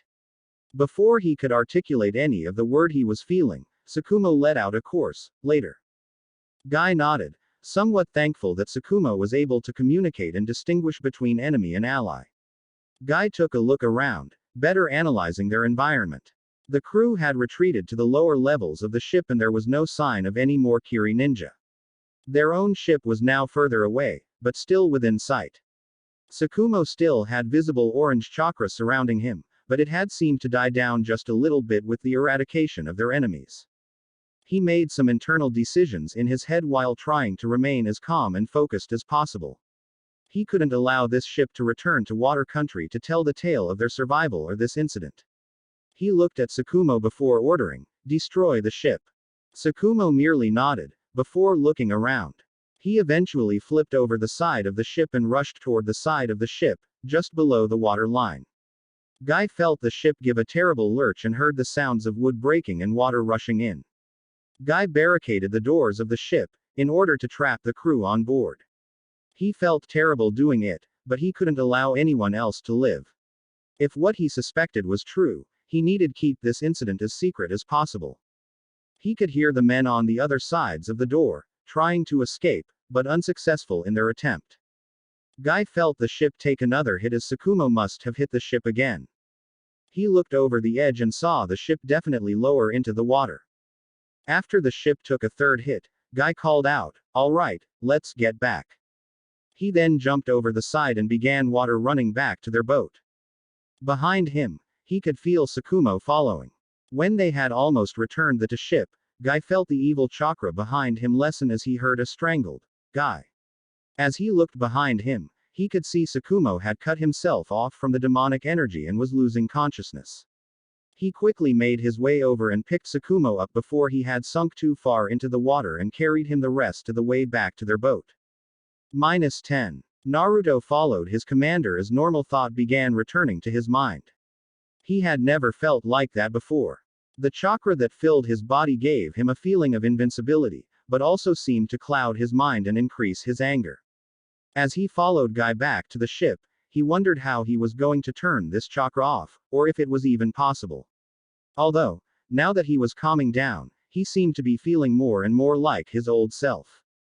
When they had almost reached the boat, Naruto closed his eyes and focused on cutting off the chakra supply in a similar way that he would cut off his own chakra. After the first couple attempts had achieved marginal success, he successfully was able to cut off the foreign chakra supply. However, in that moment, he felt a feeling of drowsiness that he knew would knock him out. The only thing he could do was call out to Guy as loud as he could before he felt himself lose consciousness. When he awoke, he was back in the cabin on the ship. He could feel his body was exhausted, like he had been in a day-long training session with Guy, but could also feel his chakra pathways burning in a way he had not experienced before. A look around the room revealed Ibiki watching him with a suspicious expression, but no Guy. How long have I been out? Naruto asked Ibiki. Ibiki paused, looking unsure of whether or not to even respond before answering. Only an hour. Where's? Naruto began. Guy is talking to the captain of this ship. He was pretty angry to be carrying wanted men, but I think Guy is going to offer him a bit more money for his trouble. Ibiki responded before Naruto could even ask where he was. Naruto sat in his makeshift bed as he tried to ignore the glares Ibiki was giving him. A few minutes later they were both interrupted by the door of their cabin opening and Guy walking in. Naruto gazed at Guy, wondering what his first reaction would be to the newly discovered presence of the Kyubi Jinchuriki. It seemed that Guy was a bit surprised to see him awake, but after, looked at him with his seldom seen, serious face. Well, I think you owe me an explanation. Naruto nodded, thankful that his commander was at least not freaking out and had saved him from drowning. Well, I guess you figured out that my birth name isn't Tsukumo Hayashi. Both Guy and Ibiki nodded, both old enough to know exactly who he was. Does the Hokage know? Ibiki asked. Naruto nodded, remembering he was also speaking to an intelligence agent. Yes, although it was my idea to hide in plain sight. Why did you change your name? Guy asked. Well, I don't know if you remember how I was treated back then, but it wasn't too good. If I hadn't left and re-entered myself as a new person, I doubt I would have been able to become a ninja. I remember some of the lessons my old academy teachers taught me and I can guarantee you that they were purposefully teaching and grading me wrongly. Guy considered what he had been told. It wasn't exactly wrong of someone not to want to associate with Naruto because of his circumstances, but to purposefully sabotage his education was just unyouthful. Why didn't you use the Kyubi's power earlier in the fight? Guy asked. Actually, believe it or not, this is the first time I've ever used it. Naruto answered truthfully. I guess it only activated in a life or death situation and this is the closest I've actually come to dying in my entire career. The three sat and discussed Naruto's life and reasons for hiding for another hour before Guy stopped the conversation so all of them could rest. Since Ibiki was still recovering from the torture, Naruto from using the Kyubi's chakra and Guy from using 5 of the celestial gates, they all fell to sleep with little difficulty. -10. A few days later, they exited the ship in the port of Wave Country. The captain and the crew were happy to offload their troubles, but were in no hurry to return to Water Country anytime soon. Naruto and Guy, carrying Ibiki, headed straight west toward Fire Country. They reached the western side of Wave Country after only a few minutes and water ran across the stretch of ocean to the mainland. As soon as they reached the other side, they took off at full speed to reach Konoha and get Ibiki to the hospital. During one of their breaks, they stopped at a river to replenish their water and to quickly consume some of their rations. The two didn't need many breaks due to Naruto's stamina and Guy's endurance, but Naruto wanted to discuss a few things before entering Konoha. I feel like this should probably be spoken of before returning to Konoha, but I feel I need to request that you keep quiet about me until we've spoken to the Hokage. Naruto began. I know I can't order you to stay quiet, but I would request that you at least do so until you've spoken with the Hokage. Both Guy and Ibiki considered what he said before Guy responded. Well, as the ranking officer, I would agree. Ibiki, as the Jonin in charge, I order you to not speak of the fight we had on the boat until the Hokage clears you two. Guy ordered Ibiki and waited for him to nod his head in understanding. We'll drop you off at the hospital as soon as we get to Konoha and Tsukumo and I will head directly to the Hokage. Both Naruto and Ibiki nodded at this. Yosh, let's get going then. Guy suddenly shouted, surprising his teammates with a return to his default personality. The three of them reached Konoha early that evening, rushing to the main gate, skipping the short line of people waiting to enter. Guy Maeda and Tsukumo Hayashi returning from mission A86 to 192 with injured ninja Ibiki Morino. Guy firmly told the gate guards to let them know the urgency of their situation. The gate guards, Azumo and Katetsu, quickly assessed the situation, checking their old teammate to make sure he was okay before nodding and motioning them to go to the hospital. The pair of ninja immediately rushed to the hospital to drop off their comrade in the emergency entrance. After seeing him rushed to an examination room to be checked out by doctors, the two made their way to the administration building, hoping to speak to the Sandaime before he retired for the evening. After passing through the checkpoints, they made their way up to the upper floors of the building, only stopping once they had reached the outer office of the Hokage. "Excuse me, we need to speak to the Hokage about an A-ranked mission we just returned from." Guy spoke to the secretary. The secretary, a young woman who was actually an undercover Anbu, analyzed both of them for threats. She recognized Guy, knowing that while he may be highly eccentric, he wouldn't waste the Hokage's time with something unless it was important. She checked the schedule in front of her before entering the Hokage's office to notify him of the visitors. After a few seconds, she exited and told them he would be finishing a meeting shortly. 30 seconds later, Kaharu and Homura exited the office, glancing at Guy with curiosity, wondering what he would be reporting to the Hokage, before moving aside and letting them enter. As soon as they were inside, the Hokage began with, "What's wrong?" Guy and Naruto glanced at each other before Naruto began. "Nothing is wrong per se, it's just that during a rough point in our mission I had to use my special power that only I can use." The Hokage blinked before recognizing in his mind what Naruto was referring to. "Anbu, leave us. Tell me everything." Guy and Naruto began with their mission, how they rescued Ibiki while he was being tortured, how they fled from Kiri, and eventually their fight with the platoon of ninja on the other ship. Finally, Naruto explained how he had revealed his identity to the other ninja. Through it all, the Hokage listened patiently and kept a serious look on his face. When they were finished, the Hokage turned in his chair and smoked his pipe, all the while thinking about what had occurred. This isn't a situation that needed immediate action, but the usage of the Kyubi's power had probably scared Guy and Morino-san into bringing it to my attention as soon as possible. "Very well, Guy, the events on the ship will be regarded as an S-class secret, the same as Naruto's status as the Jinchuriki. When Naruto reverts back to his previous name and reveals his status, you may speak of the mission to other Konoha ninja, but until then please keep it to yourself. I will speak to Morino-san tomorrow. Until then, dismissed." "Naruto, stay for a while." Naruto nodded to Guy as he left the room to return home.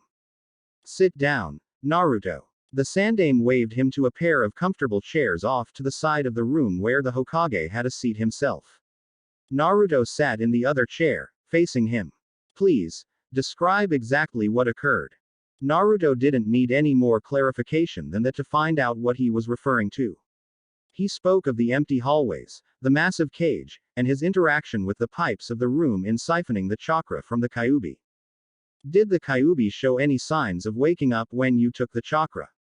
the Sandaime asked. "Not that I could tell, although when its energy hit me I wasn't exactly paying much attention to it anymore. I was more focused on trying to return to the outside world." The Sandaime nodded in understanding. They both remained silent for the next few minutes. "Naruto, I feel I need to inform you of a situation that has recently come to my attention. Recently, my student Jiraiya has been investigating a new group by the name of Akatsuki. This group is made up of multiple S-class missing nin." "Multiple S-class missing nin?" Naruto questioned, knowing the power such a group could hold. "Yes. We have confirmed that both Itachi and Orochimaru are members of this group. Recently they have been hiring themselves out for cheap S-rank missions, but they have also expressed long-term interest in gathering intelligence regarding the tailed beasts and their current containers." The Sandaime eventually let out, carefully gauging Naruto's reaction to this news. Naruto was in fact in a flurry of deep thought. Multiple S-class ninja interested in the power inside of him, including two of Konoha's most notorious criminals ever. He knew he was pretty skilled for his age, but against a force like that, it painted a grim view of the future. "Do we know anything else about them?" The Sandaime shook his head. "At this point, not much else. We are not even sure of which country they are operating out of or even the leadership of such an organization. Are they actively hunting Jinchuriki? No, although I don't know what would happen if they ran into one by accident." Naruto again thought about what he had heard, but in the end, needed more time to process it. Can I be relieved of duty for the next few days? I'd like to consider what you've said and recover from my last mission. The Sandaime nodded and stood up to return to his position behind his desk. Take a week off. I'll send a notice out for another meeting and we'll talk more then. Naruto bowed gratefully and exited the office, determined to get some rest and shelve thinking about the conversation until tomorrow. -10. Naruto had spent the next few days both relaxing and studying in the library. He had tried to work out a couple of times, but every time he did the thought of multiple S-class ninja entered his mind. He knew that he was probably a solid B-rank ninja at the moment and showed potential for eventually becoming an A rank, but that wasn't for a few more years at current pace. If he wanted to advance more quickly, he had to find ways to rise above his current abilities. Far above. If there was one thing that set S-class ninja apart from their A-rank counterparts, it was the prodigious talent and power they showed to at least one of the ninja aspects. Upon reviewing the bingo book, he highlighted the strengths of the S-class missing nin and tried to learn what made them so great. Sasori of Suna, for instance, had shown a mastery of puppets that had risen above any other puppeteer on the planet. Kisame Hoshigaki of Kiri had shown a mastery of water that was almost equal to the Nadaime Hokage and had been a high-ranking member of the Seven Swordsmen of the Mist, so that had to be considered as well. The current Hokage had developed a lightning jutsu that allowed him to move at speeds faster than any man alive, and had taijutsu skill even greater than Guy. Naruto knew that if he wanted to match any of them, he needed to give himself an edge, develop one or more of his skills beyond that known to any other. Since the development of these skills was oftentimes highly explosive and dangerous, he needed to do it in an area devoid of any life. With this, Naruto began developing a rough training plan for the future. He knew that he would need to leave Konoha to do it, so he prepared for his next meeting with the Hokage to hash things out with him. It reminded him of his original conversation many years ago, where he was asking the Hokage to leave for years, but suspected that this conversation would be much easier than that one. -10. Naruto entered the Hokage's office for the second time in a week. This time, he was more resolute in his thoughts and decisions. He knew what he needed to do. He may not have a precise plan and a surefire way to reach the S-class level, but he at least understood the methods he would have to employ to even have a shot. After dismissing his guards, the Hokage opened with a simple, "Hello again, Naruto." "Hey, Hokage-sama. So, shall we resume where we left off?" The Sandaime seated himself back within one of the comfortable chairs off to the side. "Yes. I suppose before I begin with my thoughts, did you have anything else to add from our last conversation? Any other groups interested in me or Konoha I should be aware of?" Naruto began, slightly lighthearted at the end, hoping that was the last of the bad news. "Well, fortunately, or perhaps unfortunately, that is the extent of what our intelligence has been able to gather." The Sandaime concluded, happy to see that Naruto was at least in good spirits. "Well then, I've come to a conclusion that I suppose you have come to as well," Naruto said, advancing the conversation along the same path as his thoughts over the last week. "And that is, I need to be a hell of a lot stronger by the time they make their move," Naruto said simply. The Sandaime grinned, but nonetheless nodded his head. "I've spent the last week studying S-class level ninja and I've decided on a course of action I'd like you to sponsor." "Go ahead," the Sandaime motioned. "I need to go on a training trip and try to advance some of my skills beyond that of what normal ninja are capable of." The Sandaime nodded, having expected this. "Do you have a plan for such a training trip?" "I have a rough idea for one, although I will need some initial assistance for the first few months of said trip," Naruto admitted. "What kind of training do you have in mind for the first part of your training trip?"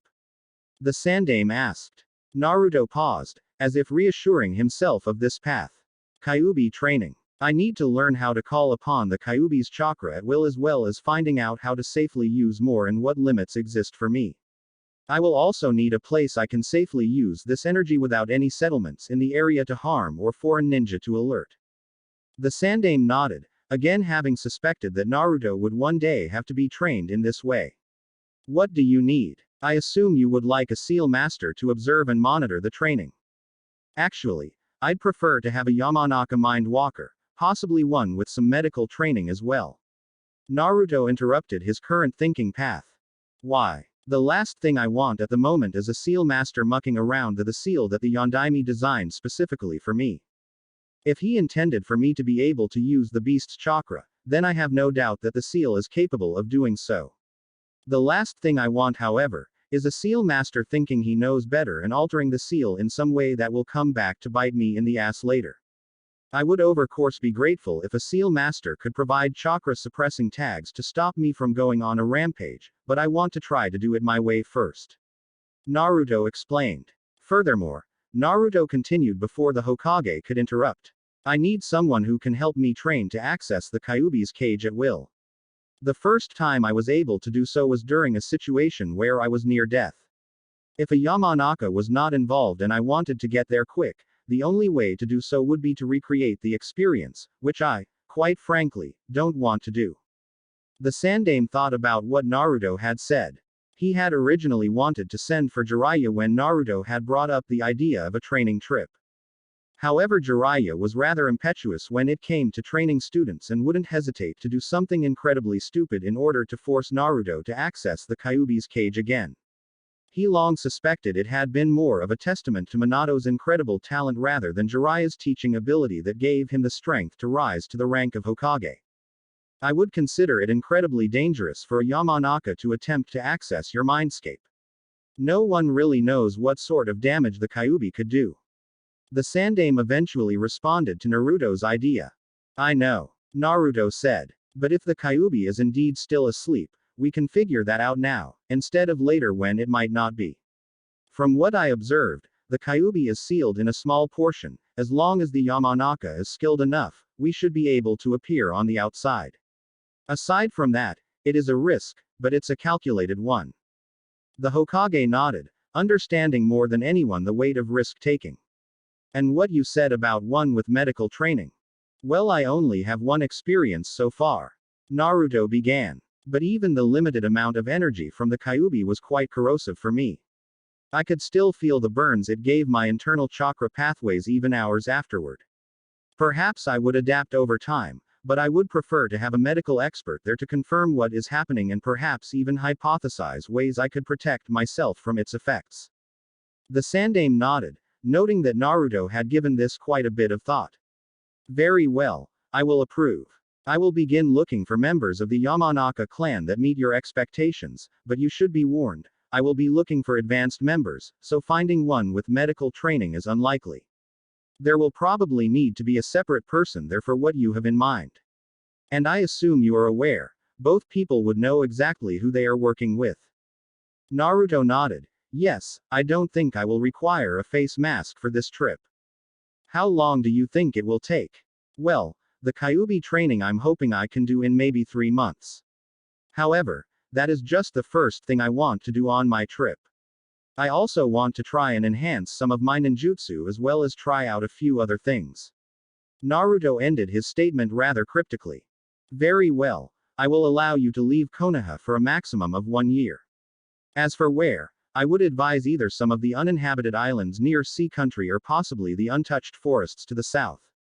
Naruto nodded, making a note to look at the atlases in the library for more information. Come back tomorrow at this time.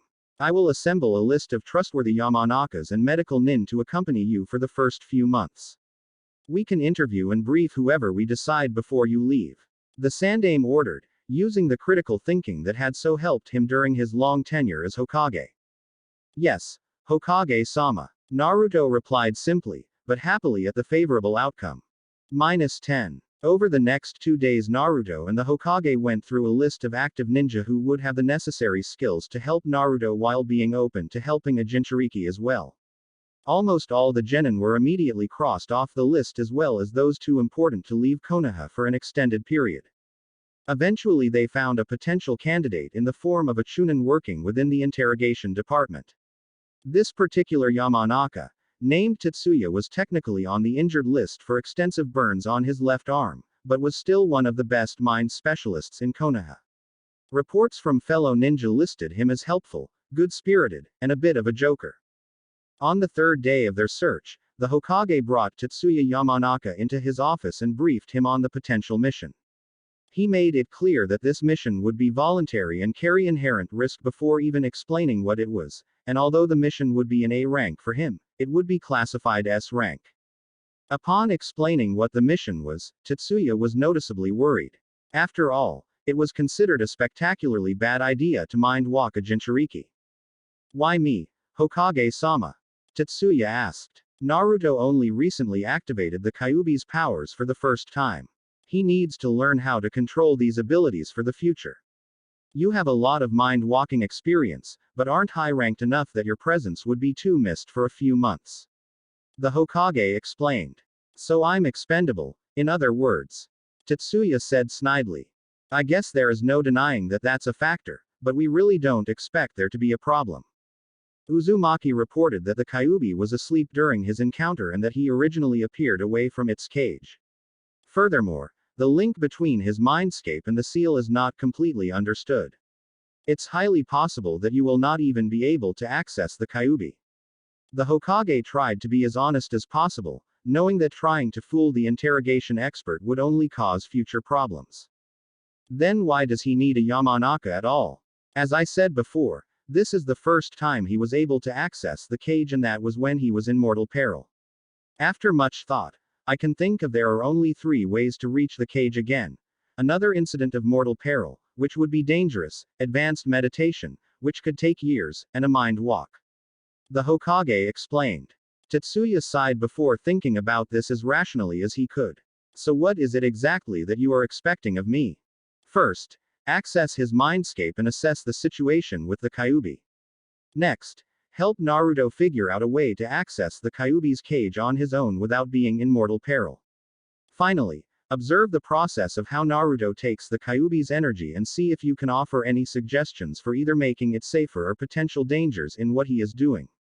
Are you asking me to teach him Yamanaka's secret family jutsus? Tetsuya asked, slightly outraged.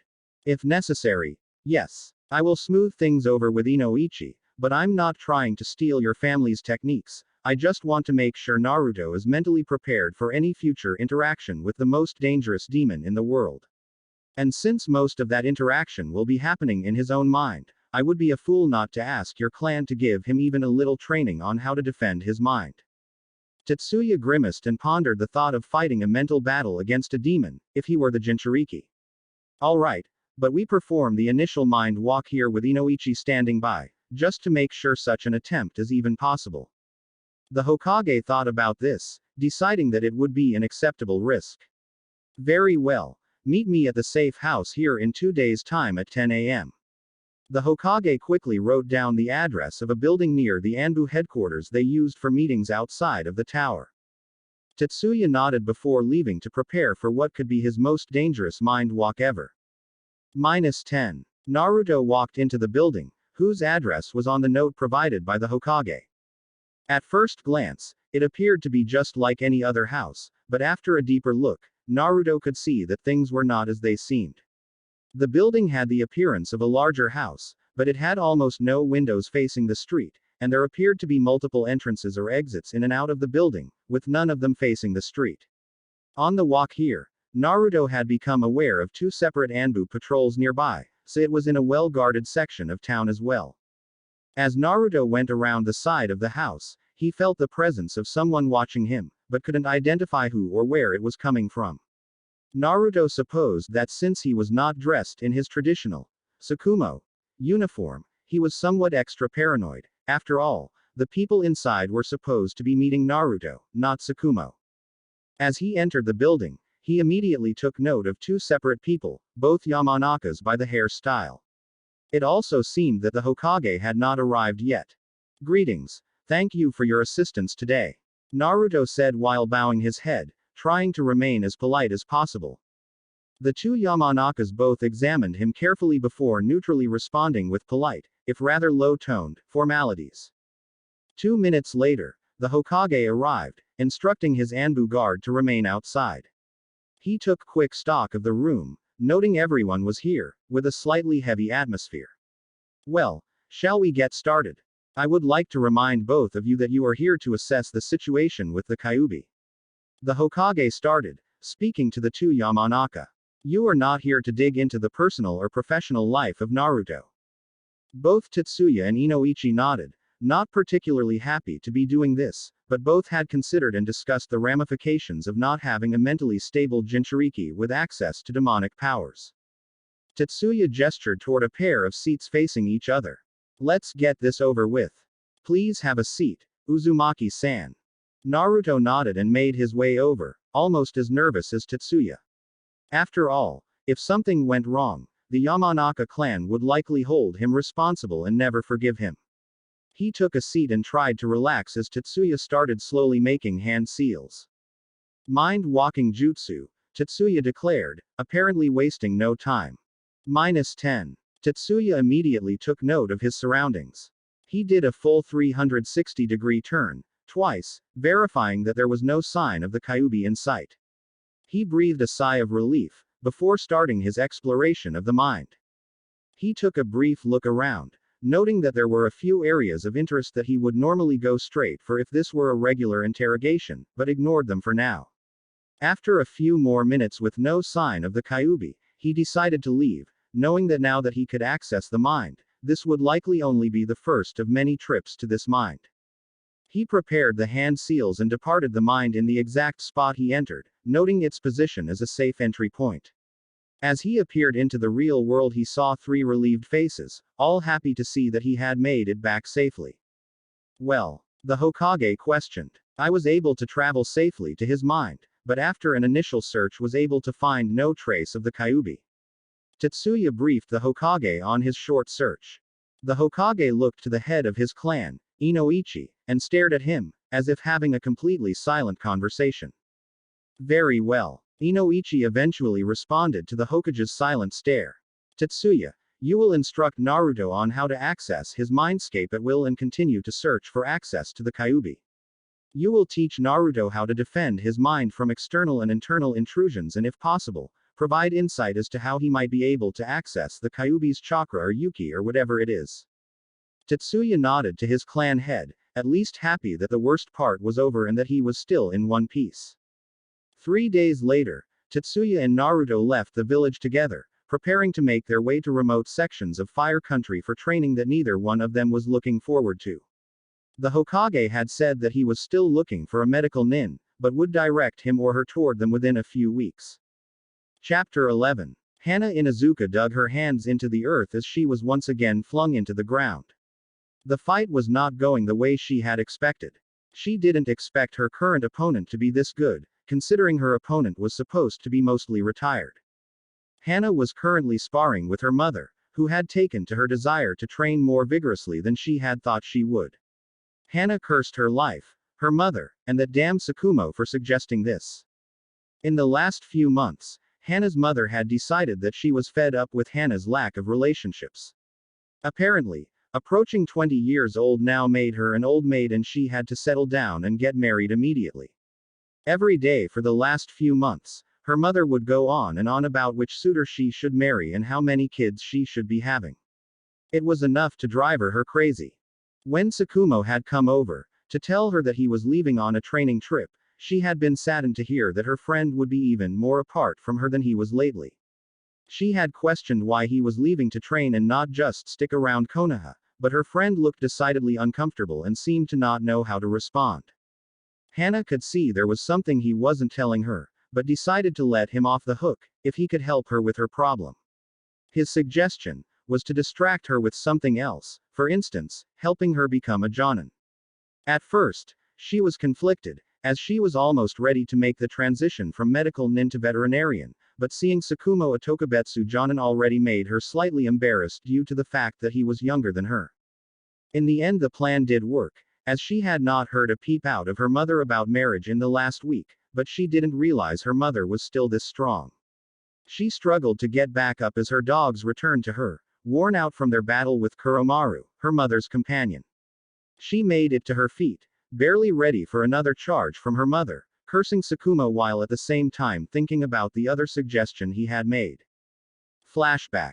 You could tell her that you promised to go on a date with me when I got back. Tsukumo half-joked to Hana. That would delay her for a bit, although I think it would make her angry at me for leaving. End flashback. Hana smirked, decided to hold that in reserve. Although, now that she thought about it, he had grown up quite a bit. Internally she wondered what he looked like behind his mask. -11. Naruto sat, quietly meditating for what seemed like an endless number of hours. When he had envisioned a Yamanaka helping him access the cage of the Kyubi, he wasn't exactly sure of how it would work, or if it would work for that matter, but he thought it would be more active than this. He had spent the last week meditating and using a Yamanaka secret family jutsu to access his own mindscape. He had no idea how the Hokage had convinced the Yamanakas to teach him this technique, but Tetsuya Yamanaka had. The clan head had made him sign an agreement never to reveal the training method to anyone and to keep it to himself until the day he died, but if it could help him, it was worth it. This particular technique was nothing like he had done before, as it happened completely within his own mind and was considerably dangerous for a non-Yamanaka clan member to do. The technique gave his mind a presence and allowed him to form a connection to it. It wasn't anything like his previous experience of just traveling to the Kyubi's cage, it was more just feeling his own mind.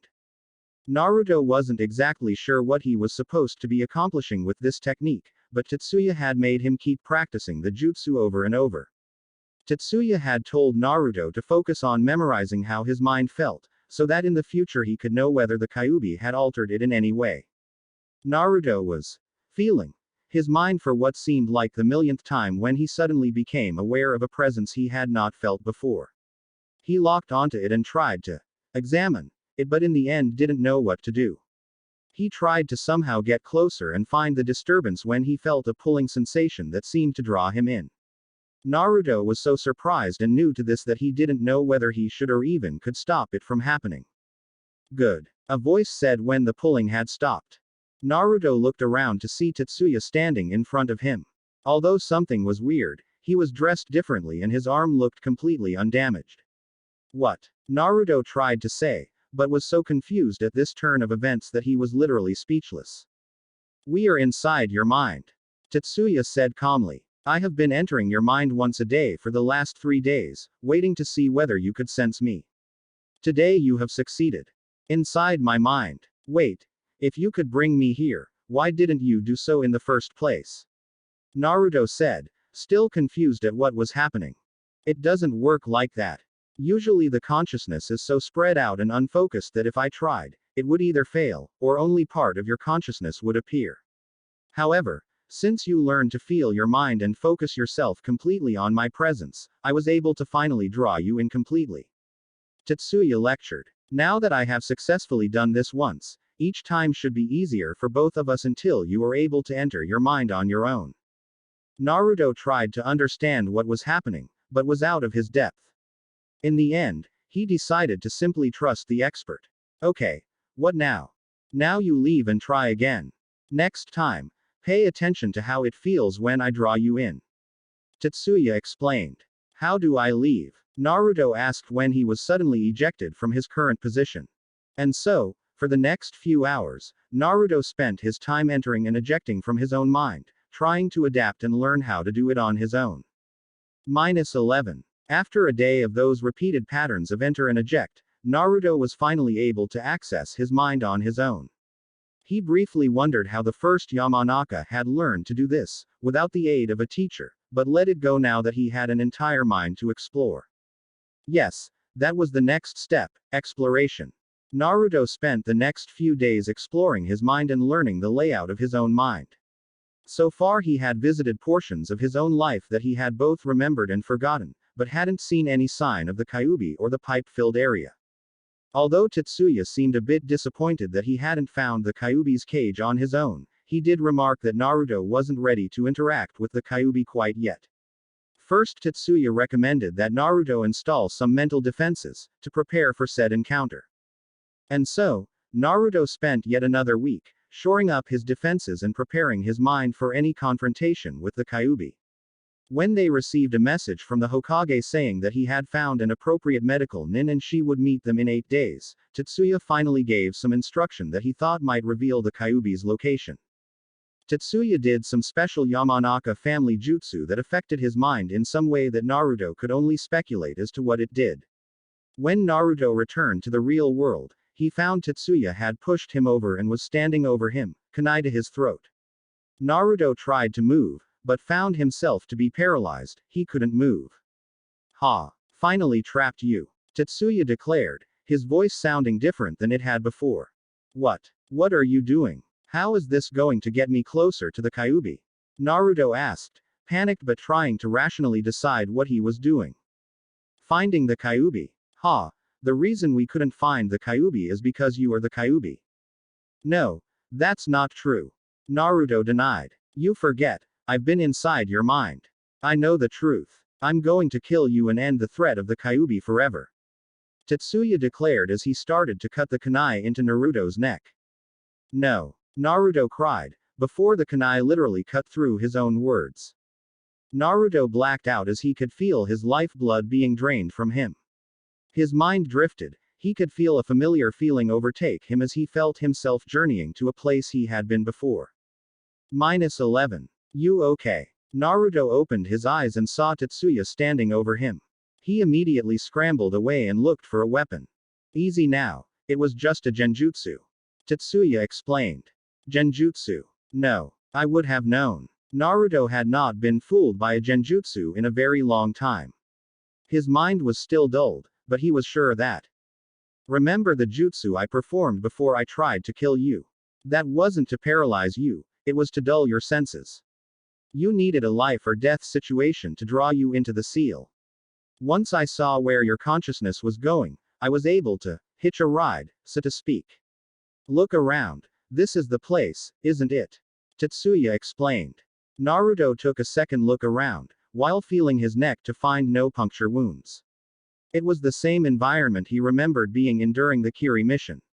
He took a deeper look around, still weary of Tetsuya, but seeing his arm perfectly healed and not feeling any injuries to himself helped his cause.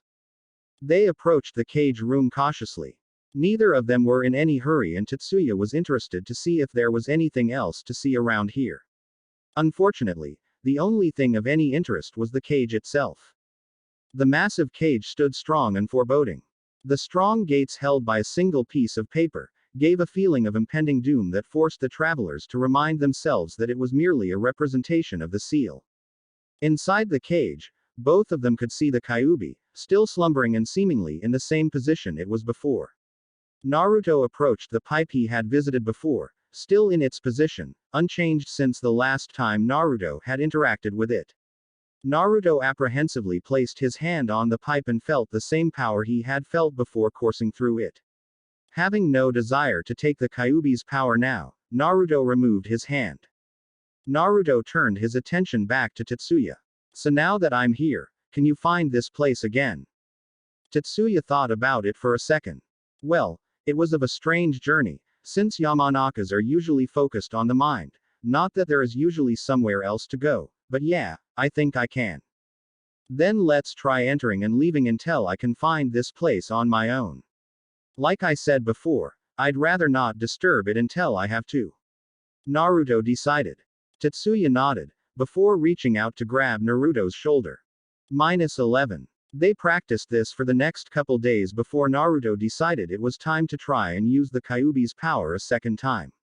As with before, he was able to use the pipe as a sort of delivery system for drawing the Kyubi's power into Naruto.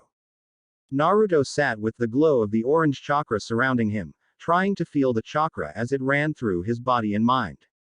He could feel his mind was a bit more coherent now than it was before, but that could be for any number of reasons including, he was not in a battle, there was no urgency, and there was only one other person in the area and he knew what was going on.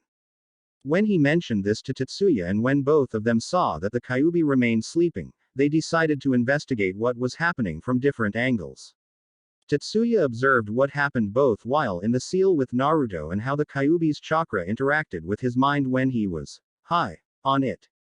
Although he could not provide any insights into how the seal or pipes worked, he did have some thoughts about what was happening in the mind, and why the Kyubi was still asleep. It seemed that the Kyubi's chakra dulled the receptors and synapses within the brain and provided an almost drug-like feel, amplifying emotions. Tetsuya hypothesized that if he could somehow shield these parts of the brain, Naruto would be better able to control his emotions. As for why the Kyubi was still asleep, Tetsuya verified that he was only using a tiny portion of the beast's chakra. Trust me, I was there the day the Kyubi attacked. Tetsuya stated, adamant that he was nowhere close to the sheer terror the Kyubi's presence provided. The amount you're producing compared to the power it wielded when attacking Konoha is like comparing a fart to a hurricane. It probably wouldn't even notice it was gone even if it was awake, provided he hadn't seen you take it. So after a few more days, Naruto and Tetsuya decided they should use the last few days before the medic arrived to try and channel more of the Kyubi's chakra. Naruto sat cross-legged on the ground, readying himself to channel more chakra than he had done previously. Tetsuya waited 300 meters away, fingering one of the seals the Hokage had provided him with before departing. As Naruto made his way to the seal with little effort, he approached the pipe that he had become very familiar with, place his hands on it. After taking one more breath, more to calm himself down as breathing mattered very little where he was now, he willed more chakra out than he had ever done before. He could feel the chakra surrounding him, like it had done before, but this time could feel the pipe still releasing chakra to him even after he had removed his hands. The orange chakra around him started to darken as it seemed to become more dense. He felt the dull in his mind set in as he returned to the outside world. The first thing he became aware of was that his mind was even more clouded than before. He stretched his muscles out as he struggled to keep the negative emotions from overpowering his mind. He settled into place and willed himself to give a short nod in the direction of his distant comrade, to show he was still in control. When he felt his mind return to at least a semblance of its original state, he allowed himself to move around. As expected, he was faster and stronger than he could ever remember being. The feeling of invincibility returned in force and he felt even stronger than before. As he knelt beside a lake, he examined himself in the water's edge, confused at what he was seeing at first. He was crouched in front of the lake and it seemed like he was imitating a fox in terms of behavior. Now that he paid attention to it, it seemed that when he was testing his speed and strength, he was doing so using both his arms and legs, like an animal. This particular comparison in his mind filled him with the desire to return to his original state. As he willed the foul chakra to return to the cage, he felt himself return to normal. Although it was a difficult process and it felt even more difficult this time, every bit of progress he made in expelling the chakra made the next bit even easier. Once he had cleared the chakra completely from his system, he let himself collapse in place. He could hear Tetsuya approaching, but didn't pay any further attention. The strain on his system was worse than last time, as he could clearly feel his chakra pathways screaming from being used to channel what it wasn't supposed to. When he felt himself pass out, it came as a relief. -11. How did it look from your end? Naruto asked, soon after he woke up. Tetsuya, who was checking Naruto over with the limited amount of medical experience he had, paused before answering. Much more terrifying, he eventually answered. Naruto sighed, somewhat expecting this, as it was similar to what he experienced when looking himself in the reflective surface of the water. This time, you looked like a miniature Kyubi and behaved similarly. Tetsuya stated, also avoiding eye contact with Naruto. Naruto nodded, aware of this. How long was I like that?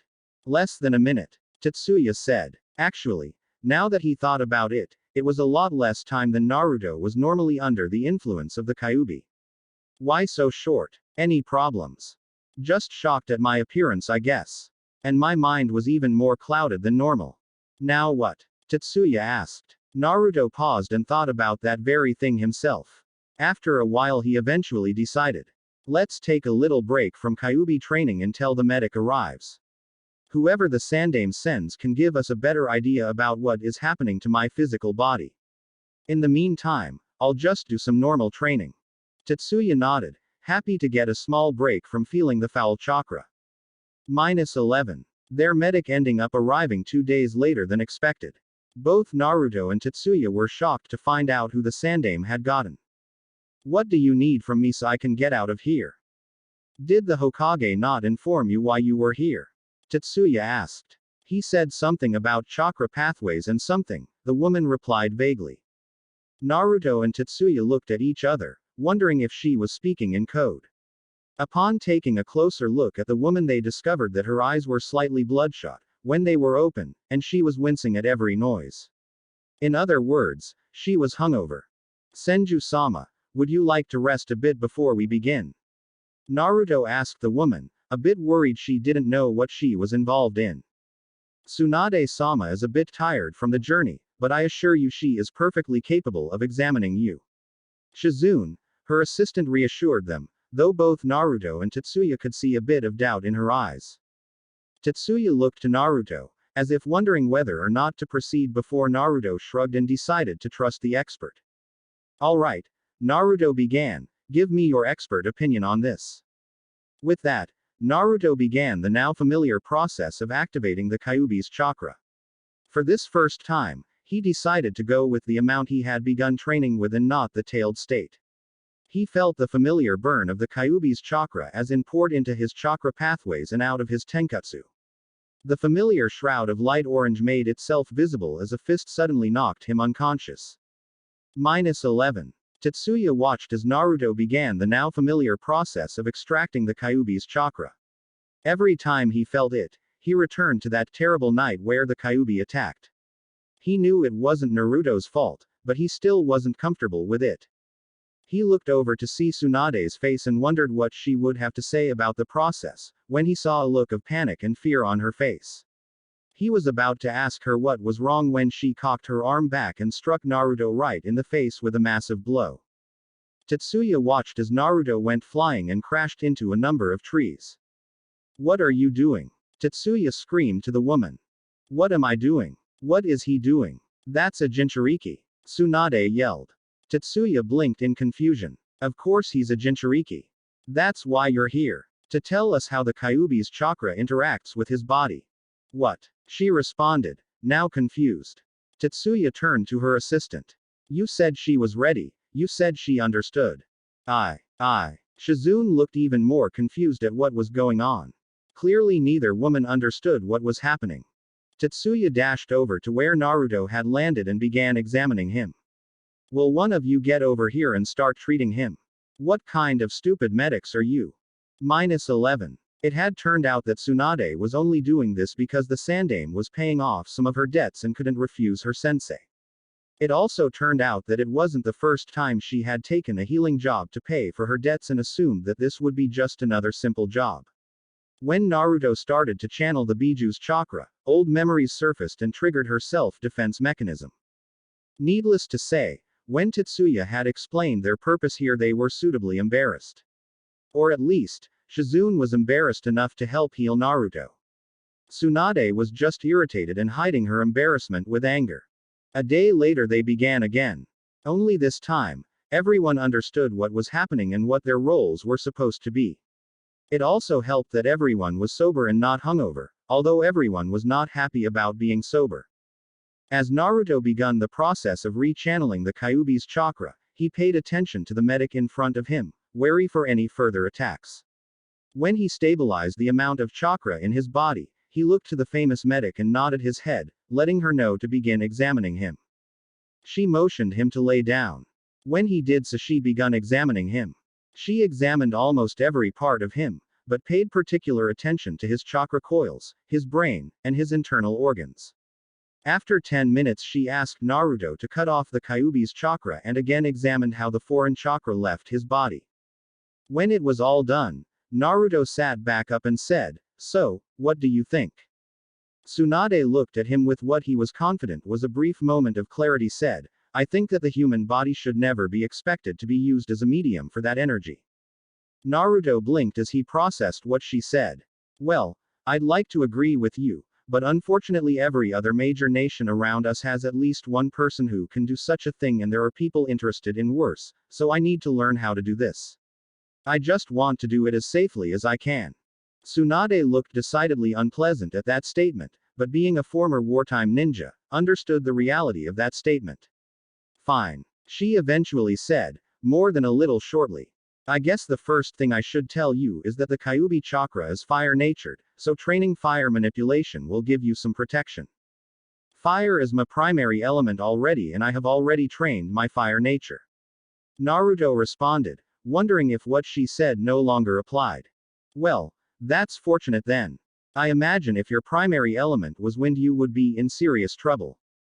But what I mean by fire manipulation is to go even further than any book or existing exercise can teach you.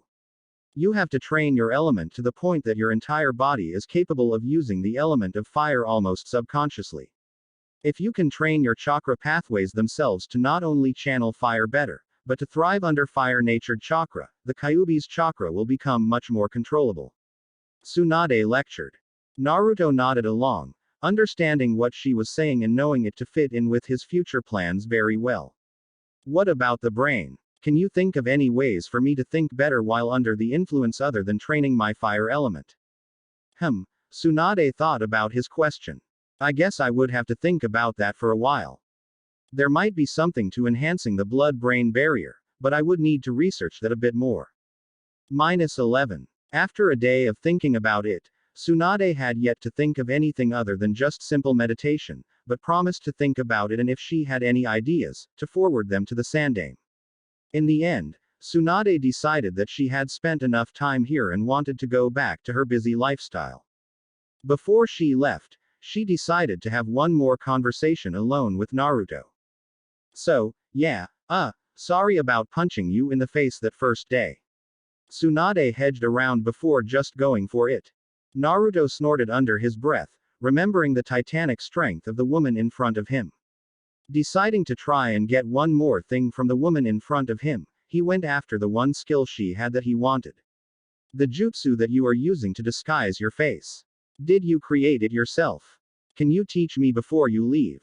Tsunade glared at him for seeing through her natural appearance. After pausing and wondering whether or not to answer, she eventually came back to the fact that she did punch him in the face.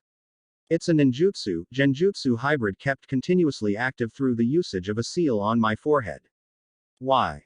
Naruto pointed to the whisker marks on his cheeks that were visible for the first time in almost a decade. I've never met anyone else that has these and they identify me as being the Kyubi Jinchuriki to anyone who knows. I was wondering if you could teach me so I could hide them. As he said that, he was reminded of all the effort he went through to hide his appearance. The many times he dyed or cut his hair, wearing a mask even when eating, and using a name that was entirely made up. Tsunade looked at him, slightly irritated that his reasons for wanting the jutsu were more noble than her reasons. Fine, I'll write up a scroll of how to do it and how the seal works, but you have to learn it on your own. She then stormed off to her tent, to write up how to do it before getting out of this wilderness and locating the nearest village she could get a drink. -11. Naruto and Tetsuya stood watching Tsunade and Shizune run off to reach the nearest village, which was a considerable distance from their camp, by design. So, what now? Tetsuya asked Naruto. Now, you return to the village and I go my own way. Naruto replied, his mind made up from his talks with Tsunade. Tetsuya looked to Naruto. It had been less than a month and Naruto had quoted that he thought it would take 3 months to train the Kyubi's chakra. Once he expressed his thoughts to Naruto, he explained his reasoning. Tsunade said that I needed complete mastery of the fire element in order to use the Kyubi's chakra safer. Mastering my fire nature was always on the list of things to do on this trip, but with her diagnosis, it just jumped up to number 1. Until I advance in my fire training, there is little point in training the Kyubi. Naruto explained. Tetsuya understood what Naruto had said before asking. Are you going to continue training the Kyubi later on then? Naruto went silent at that statement, quickly reprocessing how his training trip would go. Assuming that I make adequate progress with the next step of training, yes. Then you will need me for that. Tetsuya insisted. Naruto shook his head. No, helping me find and access the Kyubi is the reason you are here. Further developing my control and limits are my responsibilities. What if you go out of control and need someone to apply one of the seals to you? Tetsuya pulled out one of the seals the Hokage had given him, to make a point. If I get to the point where I need someone to apply one of these seals to me, I will be using more of the Kyubi's chakra than you can handle. Naruto said as honestly as he could. Tetsuya was a smart man and a good mind walker, but an active ninja he was not. I'm headed to Sea Country right now to find a safe place to really practice my fire nature. I will probably stay there to train the Kyubi's powers further as well. Give me the seals. In the future, when channeling new levels of chakra, I will make clones to apply the seal if I go too far. If they can't handle it, at least I will be away from anyone I can hurt. Tetsuya nodded, understanding what Naruto was trying very hard not to say.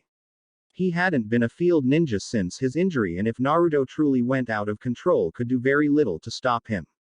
Alright, be careful, and good luck. -11. Naruto stared at the island in front of him. It was a smaller sized island well out of the main shipping lanes and had no people living on or anywhere near it. He had hired a charter boat from the nearest village to take him to an island with these sort of specifications and to bring him fresh food and water every week. The locals had thought he was just some rich traveler looking to take a long vacation on a deserted island, which was fine with him. According to the locals, this island had fruit trees, no natural predators, and was a virtual paradise with the exception of one thing: there was no water. Indeed, because there was no river or stream, no one could live here, and thus the island was empty. To Naruto, that meant it would be the perfect place to take his fire affinity and the Kyubi's chakra to the next level. Of course, he had stores of water in his sealing scroll, so he would be able to survive even if they missed a shipment. He could also water run back to the village in an emergency. You sure you want to go there? The captain of the boat asked him from behind. Naruto turned to the man.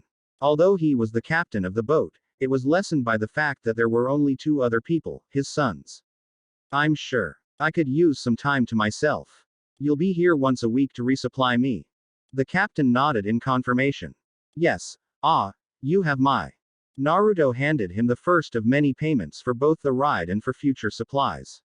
Non-stop B and A rank missions had allowed him to amass a tidy fortune for himself, and in this part of the world things were cheaper anyway, so he could live here for the rest of his life if he wanted to. The captain gratefully accepted the money and thanked the kami that he now had a stable paying job for the next few months. Naruto then threw his belongings into the rowboat the captain had rented him for the future and made his way to his new home for the next few months. As he rowed to the island, he saw the charter boat leaving to head home.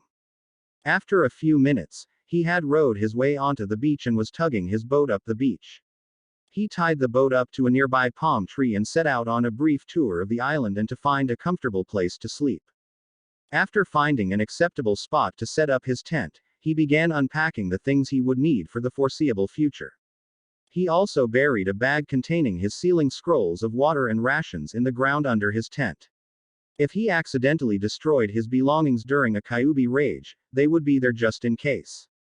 As he made his way back to the beach, he thought to himself, if there is going to be one problem here, it's finding the motivation to train.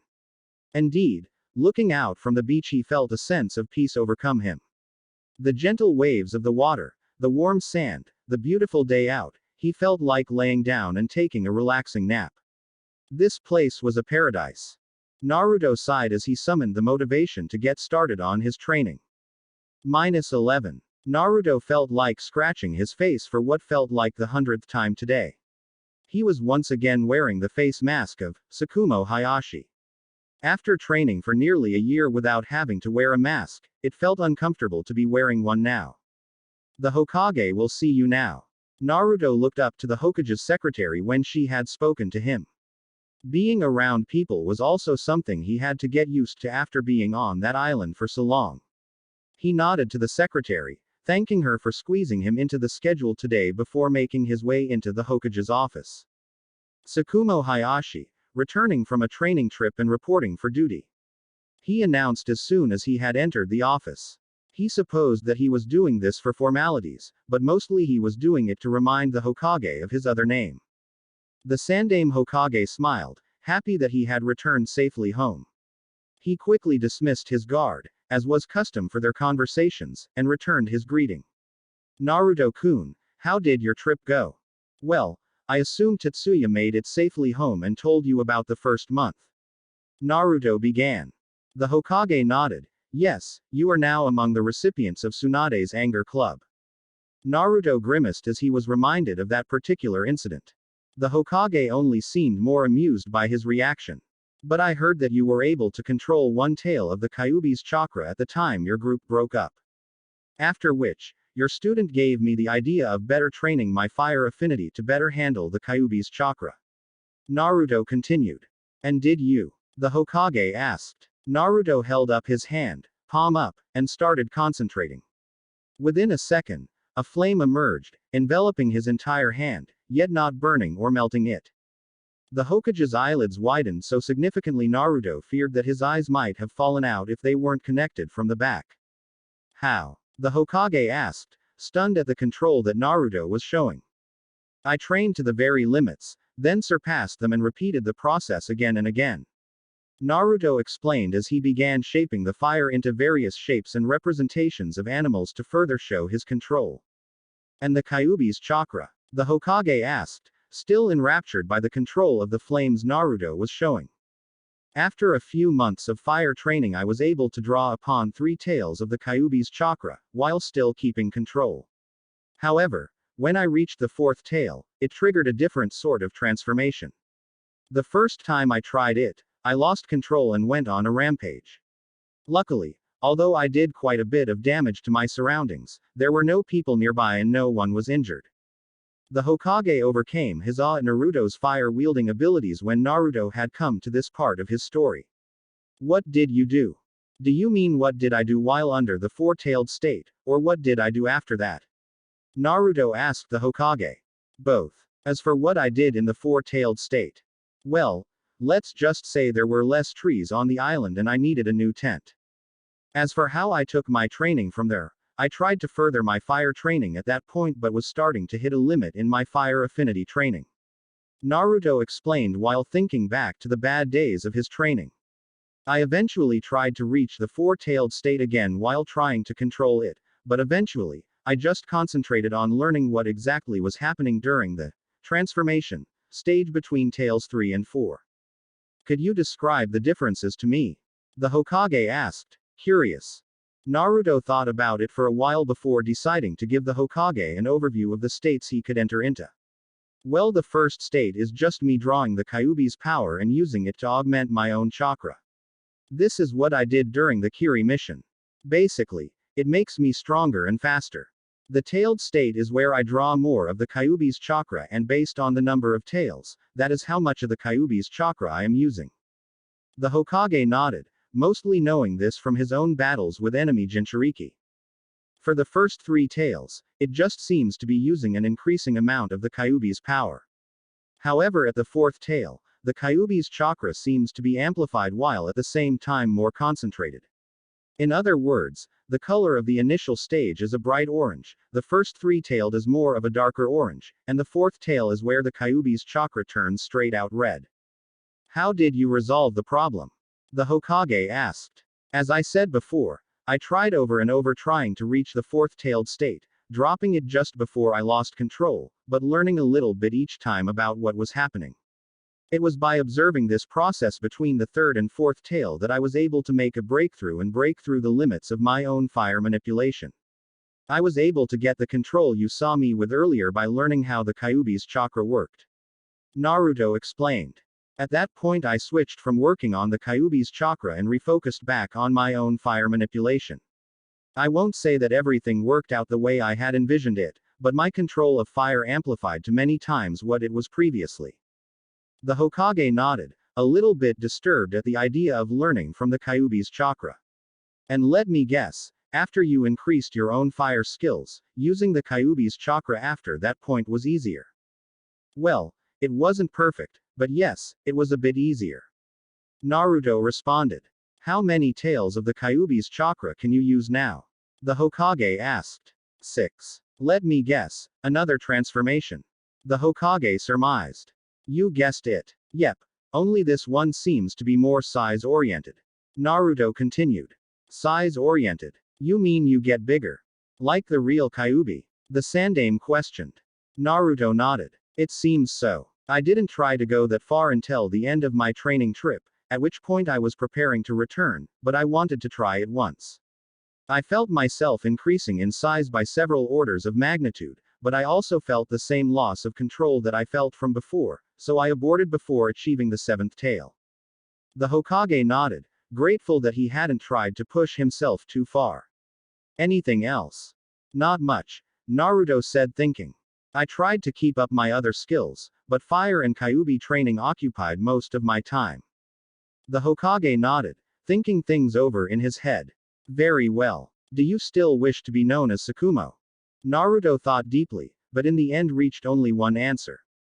Yes, I don't think I'm ready to give up being Tsukumo, especially with the thread Akatsuki poses, although I think I might start telling my friends.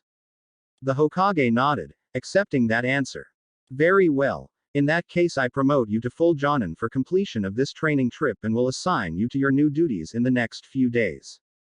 Naruto, surprised at the sudden promotion, lost his train of thought for a moment before recognizing the subtle dismissal from the Hokage. Thank you Hokage-sama, he said before turning to leave. -11. The next day, Naruto was walking through the village, reacquainting himself with the village layout and checking out any new stores that had opened in his absence. He was gazing disinterestedly at the clothing displayed at a civilian store when he heard the shrill shriek of a man approaching him. Naruto turned as well-dressed man ran by him at full speed as if running from the devil himself. When Naruto got a look at the backside of this man, he amended the well-dressed thought when he saw that a significant portion of his pants were missing, as if they had been chewed off. Help! Somebody get those demons away! The man screamed for someone to help him as he ran. Behind him Naruto saw a familiar trio of dogs in pursuit, one of which had a matching piece of cloth in its mouth. All three of the dogs were barking and pursuing the man, although Naruto could tell that if they wanted to, they could easily catch up to and subdue him. Heimaru! Naruto called, as they passed near him. The dogs turned to face him and sniffed at him. Simultaneously, they quickly forgot about the man they were pursuing and began clamoring for the attention of their friend, whom they had not seen in a long time. Naruto laughed as he pet his old friends. Hey guys, it's nice to see you too. Where's Hana? Right here. A voice came from the same direction the dogs and the man had been coming from. Naruto looked over to see the familiar form of Hana Inuzuka, although something seemed off. Naruto took a closer look and noticed that she was not wearing her standard Chunin vest and shorts, but rather a kimono. Whoa, going to a party? Naruto asked, seeing the way she was dressed. Hana seemed to wince and responded, no, a date. Maybe you saw him as he passed by. Guy running through the street yelling his head off, missing half of his pants. Naruto asked in a slightly serious tone. That would be him, Hana said, equally serious. So, good date. Naruto guessed jokingly. About average considering the others have had. Hana replied depressingly. Your mom's still saying you're an old maid. Naruto said, recalling the last conversation he had with Hana before he left. She laid off to train me to be a jonin, but returned with full force in the last couple months. I can't even be in the same room without her pushing husband candidates at me. Naruto grimaced, both due to what Hana was going through and due to his own lack of parents to give him a similar situation. Just then his stomach gave a rumble, indicating it needed more fuel. Hey, sorry. He apologized for the sound. Since you're not busy, want to get something to eat? We can tell each other how we spent our summer. Spent our summer? You mean how we spent the last year? Hana interjected. Sure, Naruto responded. Hana thought about it. All right. Not like I was going to do anything else.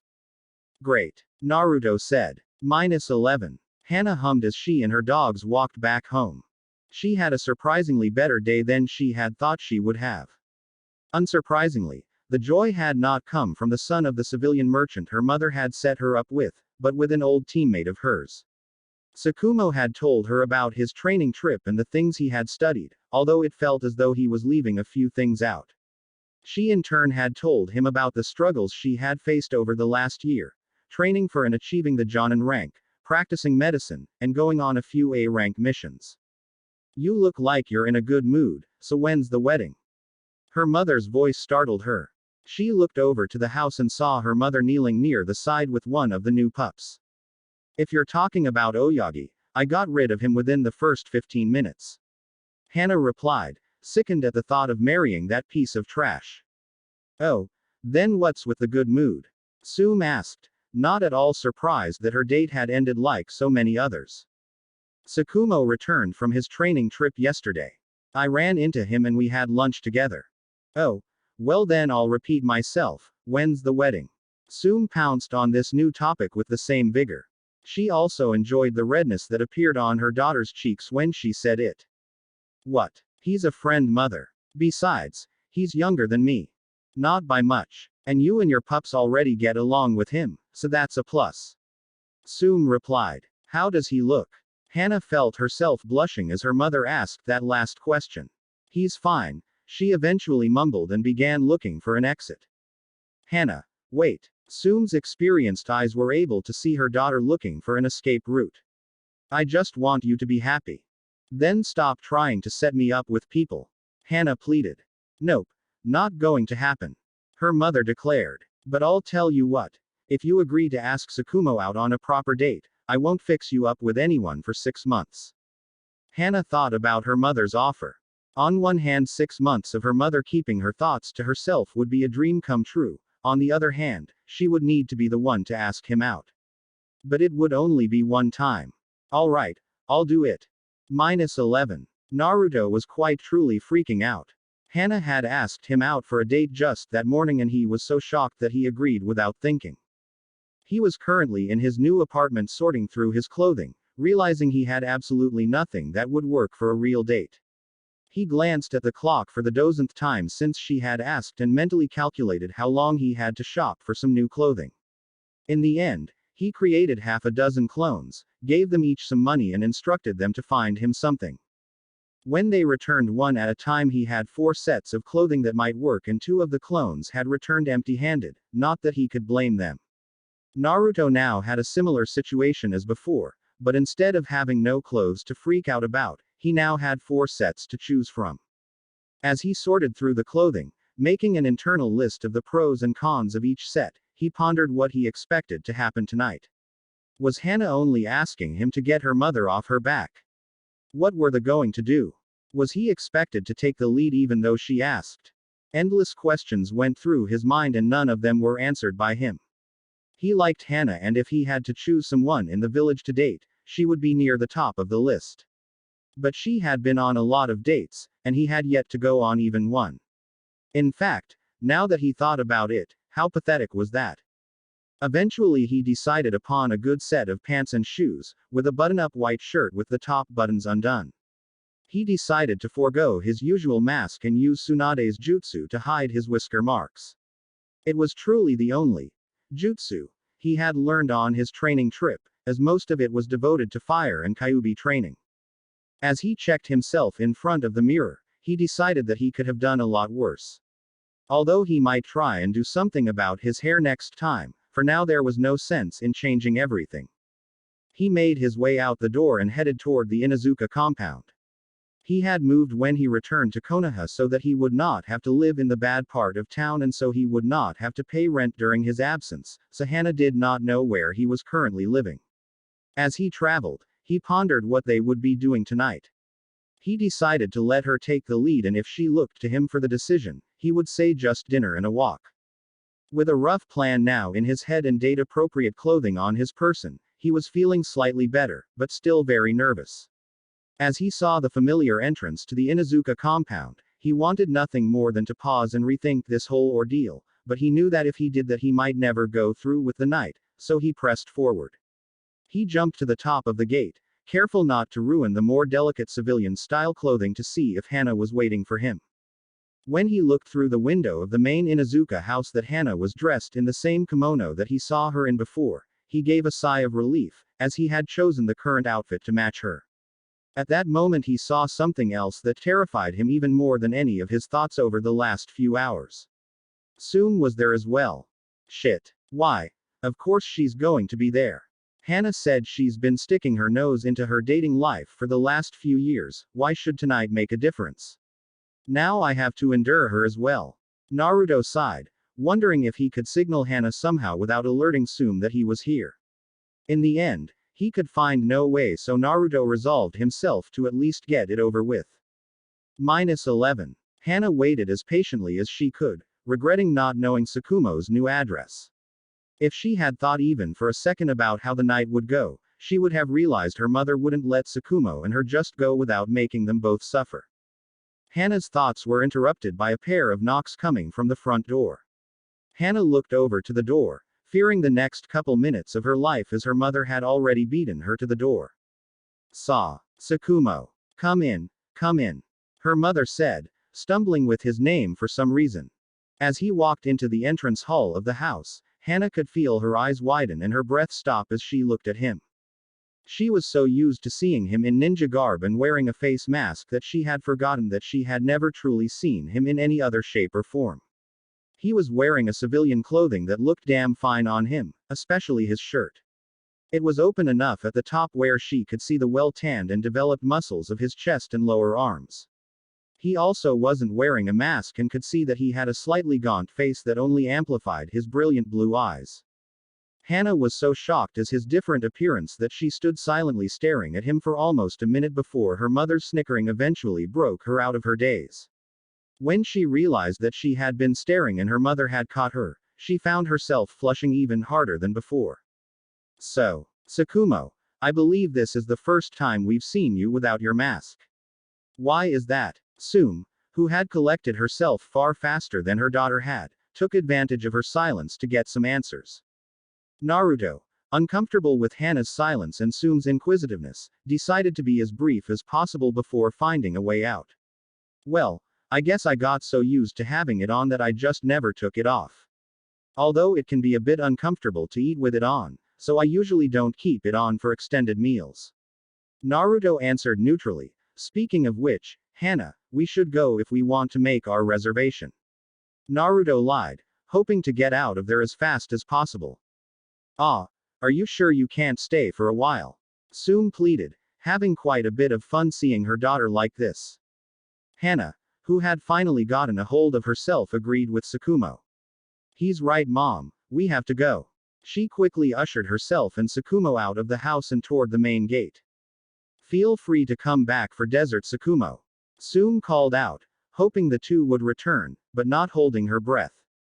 -11. Naruto and Hana resumed a normal pace after getting some distance from the Inuzuka compound. Walking side by side, they made their way to the village, but slowed as both of them realized they didn't know where they were going. Do we really have a reservation? Hana asked a bit meeker than she had intended. It seemed Hana was still a bit flustered from seeing her friend's true appearance. No, I only said that to get out of there. Besides, I just found out about this a couple hours ago. Did you have any plans for tonight? Naruto replied, curious if she put any planning into this. Hana shifted a bit uncomfortably, aware that as the instigator of the date, it was technically her responsibility to plan something out. I just thought we would grab dinner someplace and maybe find something to do. She trailed off at the end a bit as most of her dates had never lasted past the dinner phase. Alright, sounds good. What do you feel like eating tonight? Naruto said enthusiastically, trying to cheer her up a bit and ease the both of them up. Well, you're the one who's been living on nothing but rations and Kami knows what for the last year.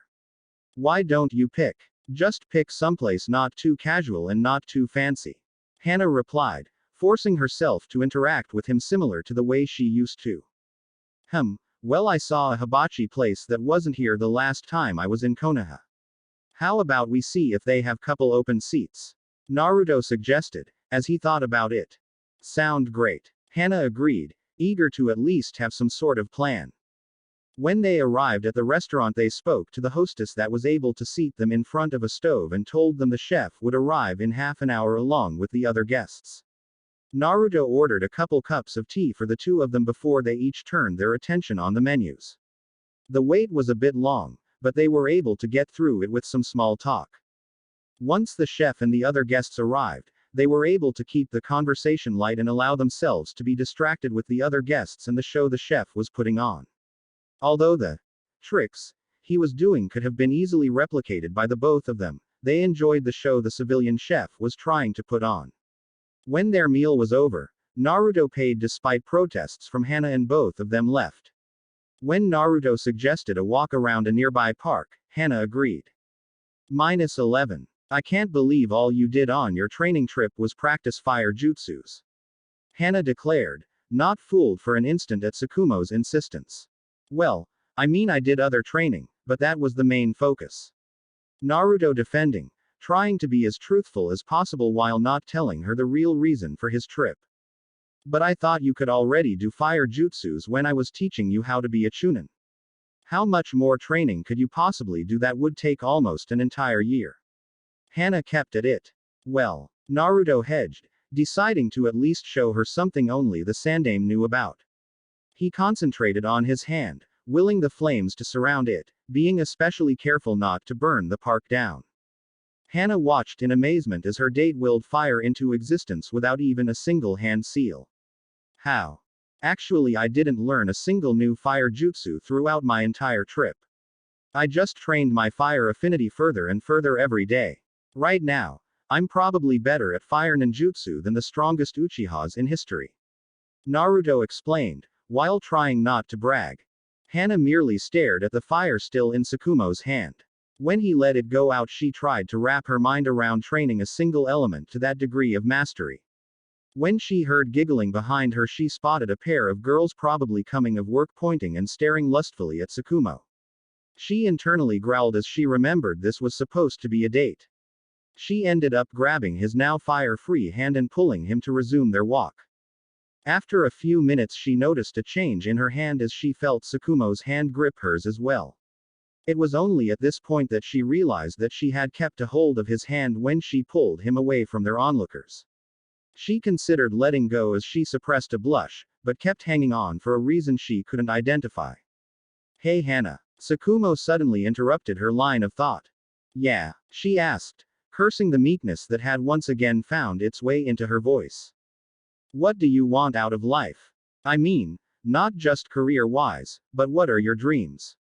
Hana, startled by this sudden question, wondered what he was hoping to hear. Why do you ask? She tried to answer the question, but couldn't stop thinking of the hand holding hers. It's just, I feel like I've already accomplished a lot of my career goals and I'm not sure where to go from here. Naruto explained the thinking that had plagued him ever since making Tokubetsu Jonin. I'm already a full Jonin, years ahead of schedule, and I have no clue where to really go from here. I don't have much in the way of a social life and I don't have any family, so I'm just finding myself confused at where to go from here now that my career goals are near completed. Hana listened to his words and felt an immediate sympathy for her friend. He didn't have any family and was a bit of an introvert, so he didn't have many friends. I guess outside of career goals I would like family one day, not immediately like my mother seems to think I need, but someday. Naruto nodded as he heard her, agreeing that a family might be nice, but not quite knowing how he would manage to give what he had never received.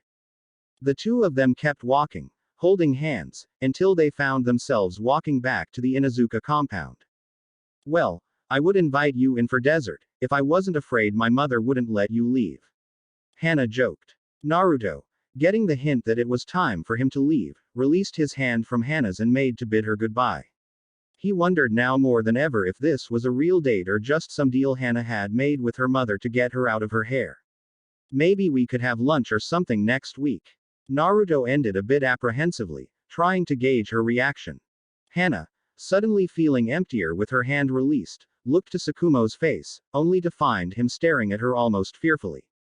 How about tomorrow night? She found herself asking before she could stop herself.